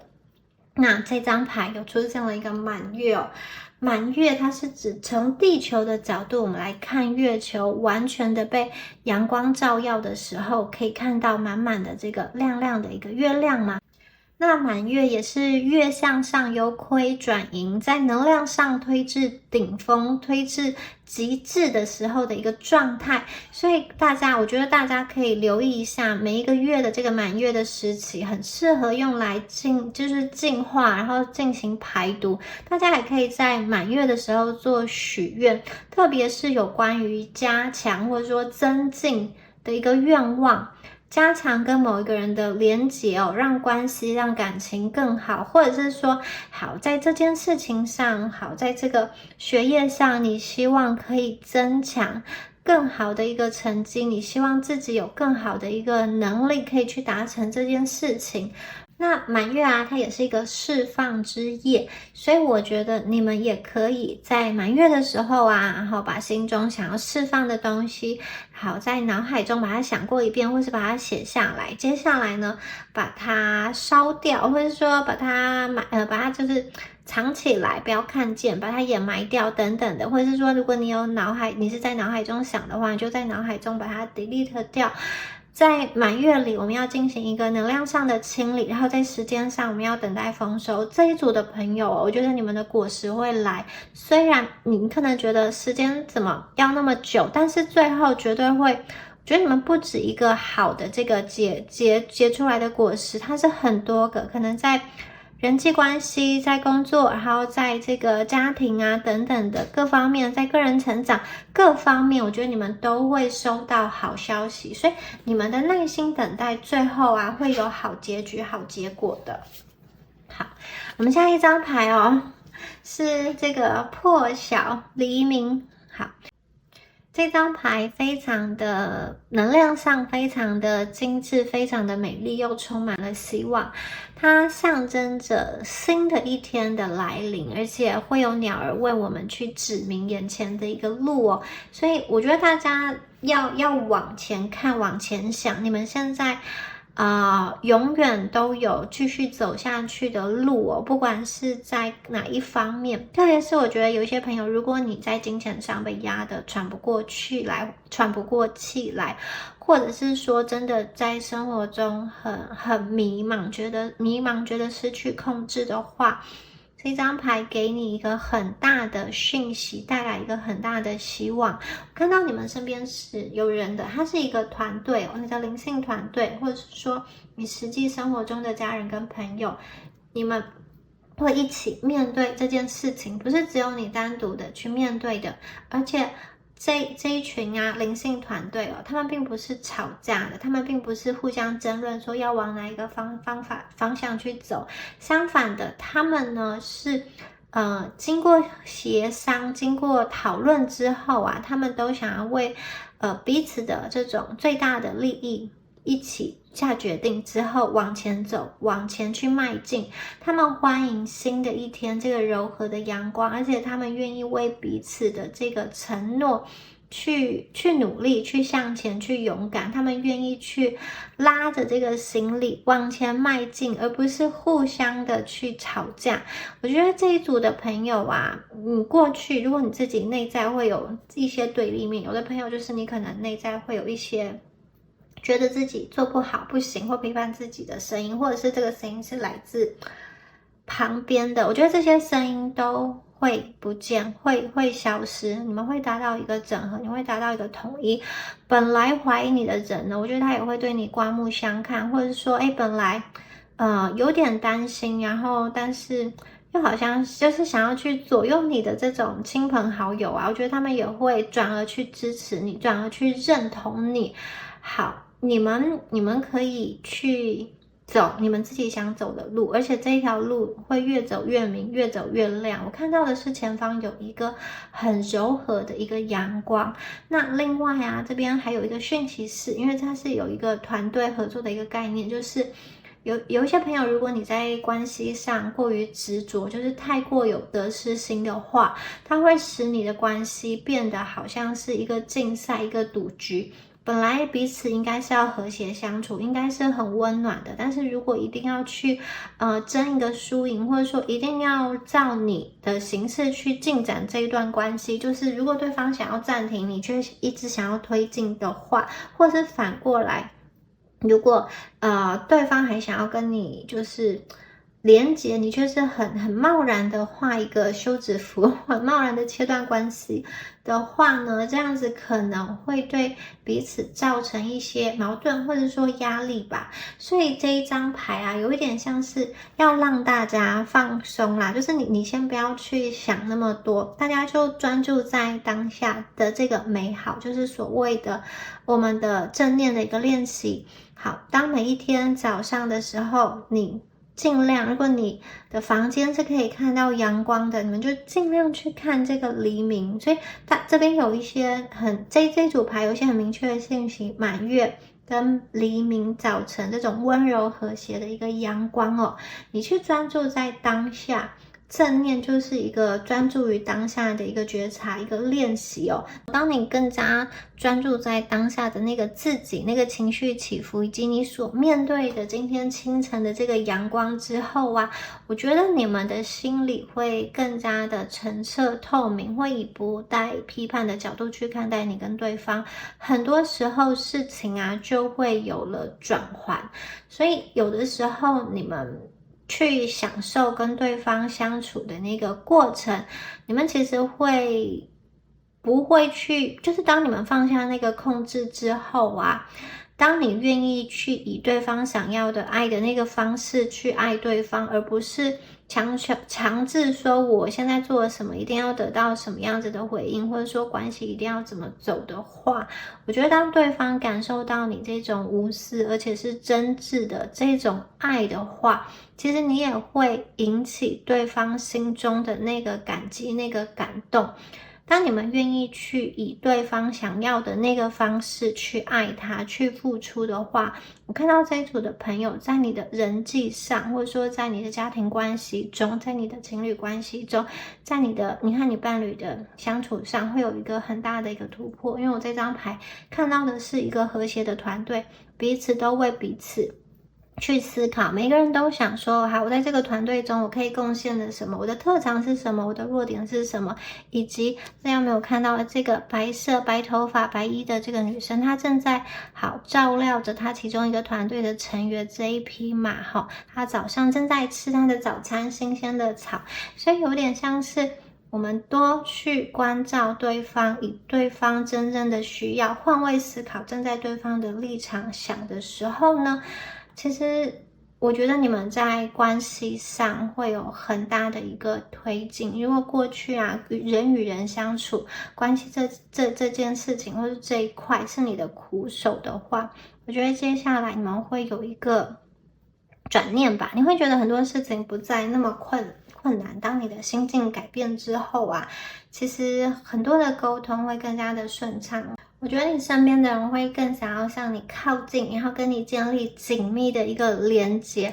会想要去跟你分享他的一个真心话，也因为你的这种特殊性，你的这种柔软跟敞开，我觉得对方会很真心的去信任你。有些朋友断掉的连接会重新的被连接起来，对方会受到你的这种温柔的爱所感动，因而他想要回归。好，下一张牌我们是这个老师哦，这张牌的老师是一个大大的眼睛，然后正在抽的这个烟斗，然后他是一个非常长，他的头发非常的长，他是一个非常有智慧的一个长者哦，他是在森林里居住了很久，他的年纪非常非常的大哦，他见证过很多人的这种出生、成长跟死亡，所以他有一点好像能够去理解一切的事情的一个变化，对很多事情对他来说就是一个小事。这个老师会出现在你生命中，有点像是他是一个禅师的感觉，他就是很多事情都吓不倒他，你去问他，或者说你去跟他说这个情况太困难，没有办法解，对他来说都是小事情。好，你们如果有什么东西正在害怕的，或者是说，你很渴望某一个东西，不知道要怎么去得到它，或者是说，你觉得你自己是被很多力量推着往前走，不知道该怎么办的时候呢？其实我觉得这个导师啊，他会提供你一个新的一个想法，他会去减轻你身上的一个负担。你可以跟这个老师一样练习着呼吸。你们的生命中会出现一个引领你的人，特别是我觉得他会跟你一起在一起的时候，我觉得特别是灵性上的一个成长，这个人很可能会是你的伴侣。如果是单身的朋友，我觉得你们会遇到一个亦师亦友的一个伴侣，他是一个老灵魂，他是一个非常有智慧的人，他是一个有高智商的人，他可以帮助你解决目前的一个困境。那如果你们已经有伴侣了，有家人的话，也许你的伴侣本身就已经扮演着会帮你解决大小事各种问题，是一个很厉害的人，或者是说我觉得你们生命中会出现一个导师，一个贵人的角色，或者是说来自宇宙的一个声音，这个声音是非常古老的，非常有智慧的，只要他轻轻的一点醒你就茅塞顿开的感觉。好，大家要去仔细聆听这样子的声音。那如果是具体的人实现在你生命中的话，我觉得这个贵人他是一个比较年长的一个角色，不分性别的，甚至我觉得他是一个比较中性的能量，他的性别的这个能量可男可女，重点是我觉得他非常非常的有他的独特的一个判断的标准，他讲出来的话也许会颠覆你过去的一个思想哦，但是你愿意去接受的话，你深入的去想一想的话，会发现其实蛮有道理的。它是一个以比较格局大的角度来看待这件事情，很多事情你没有办法解，可是到他那边他就有办法解了。你们生命中会出现一个贵人，或者说他是一个讯息，一个声音，一个不知道被什么样形式包裹的声音，会丢到你身边，或砸到你的头上，会出现在你的梦境中。这个老师他会提醒你很多必要的资讯，然后很多像是宝典、智慧宝典一样的这种箴言吧，我觉得他会告诉你，你们会在灵性成长上有很大的突破，而这个灵性上的突破，它不单单只有这种我们所谓身心灵嘛，它不单单只有灵魂这个层次而已哦。我觉得你们还会有好的外在的一个丰盛的实相，因为好的这个实相就是就是这种亮晶晶、黄澄澄的金币，这个丰收的状态，它会使你的身体在这个世界上可以过得更加舒服。你们的身体跟你们的心灵都会过得很舒服。我觉得你们在金钱上也是一个丰收跟丰盛的状态，来自古老生物的这个智慧的提醒哦，它会告诉你一些可能很特殊的一个赚钱方式，或者是说你们应该要怎么做才能够去争取到你想要的职位，你想要的那个结果。好，以上啊就是有关于第3组朋友们你们今天的解牌啦。那如果今天的解牌对你们有帮助的话，欢迎在下方留言领取第3组的好运能量。好，那就祝福选到第3组的朋友，我们下支影片见咯，拜拜。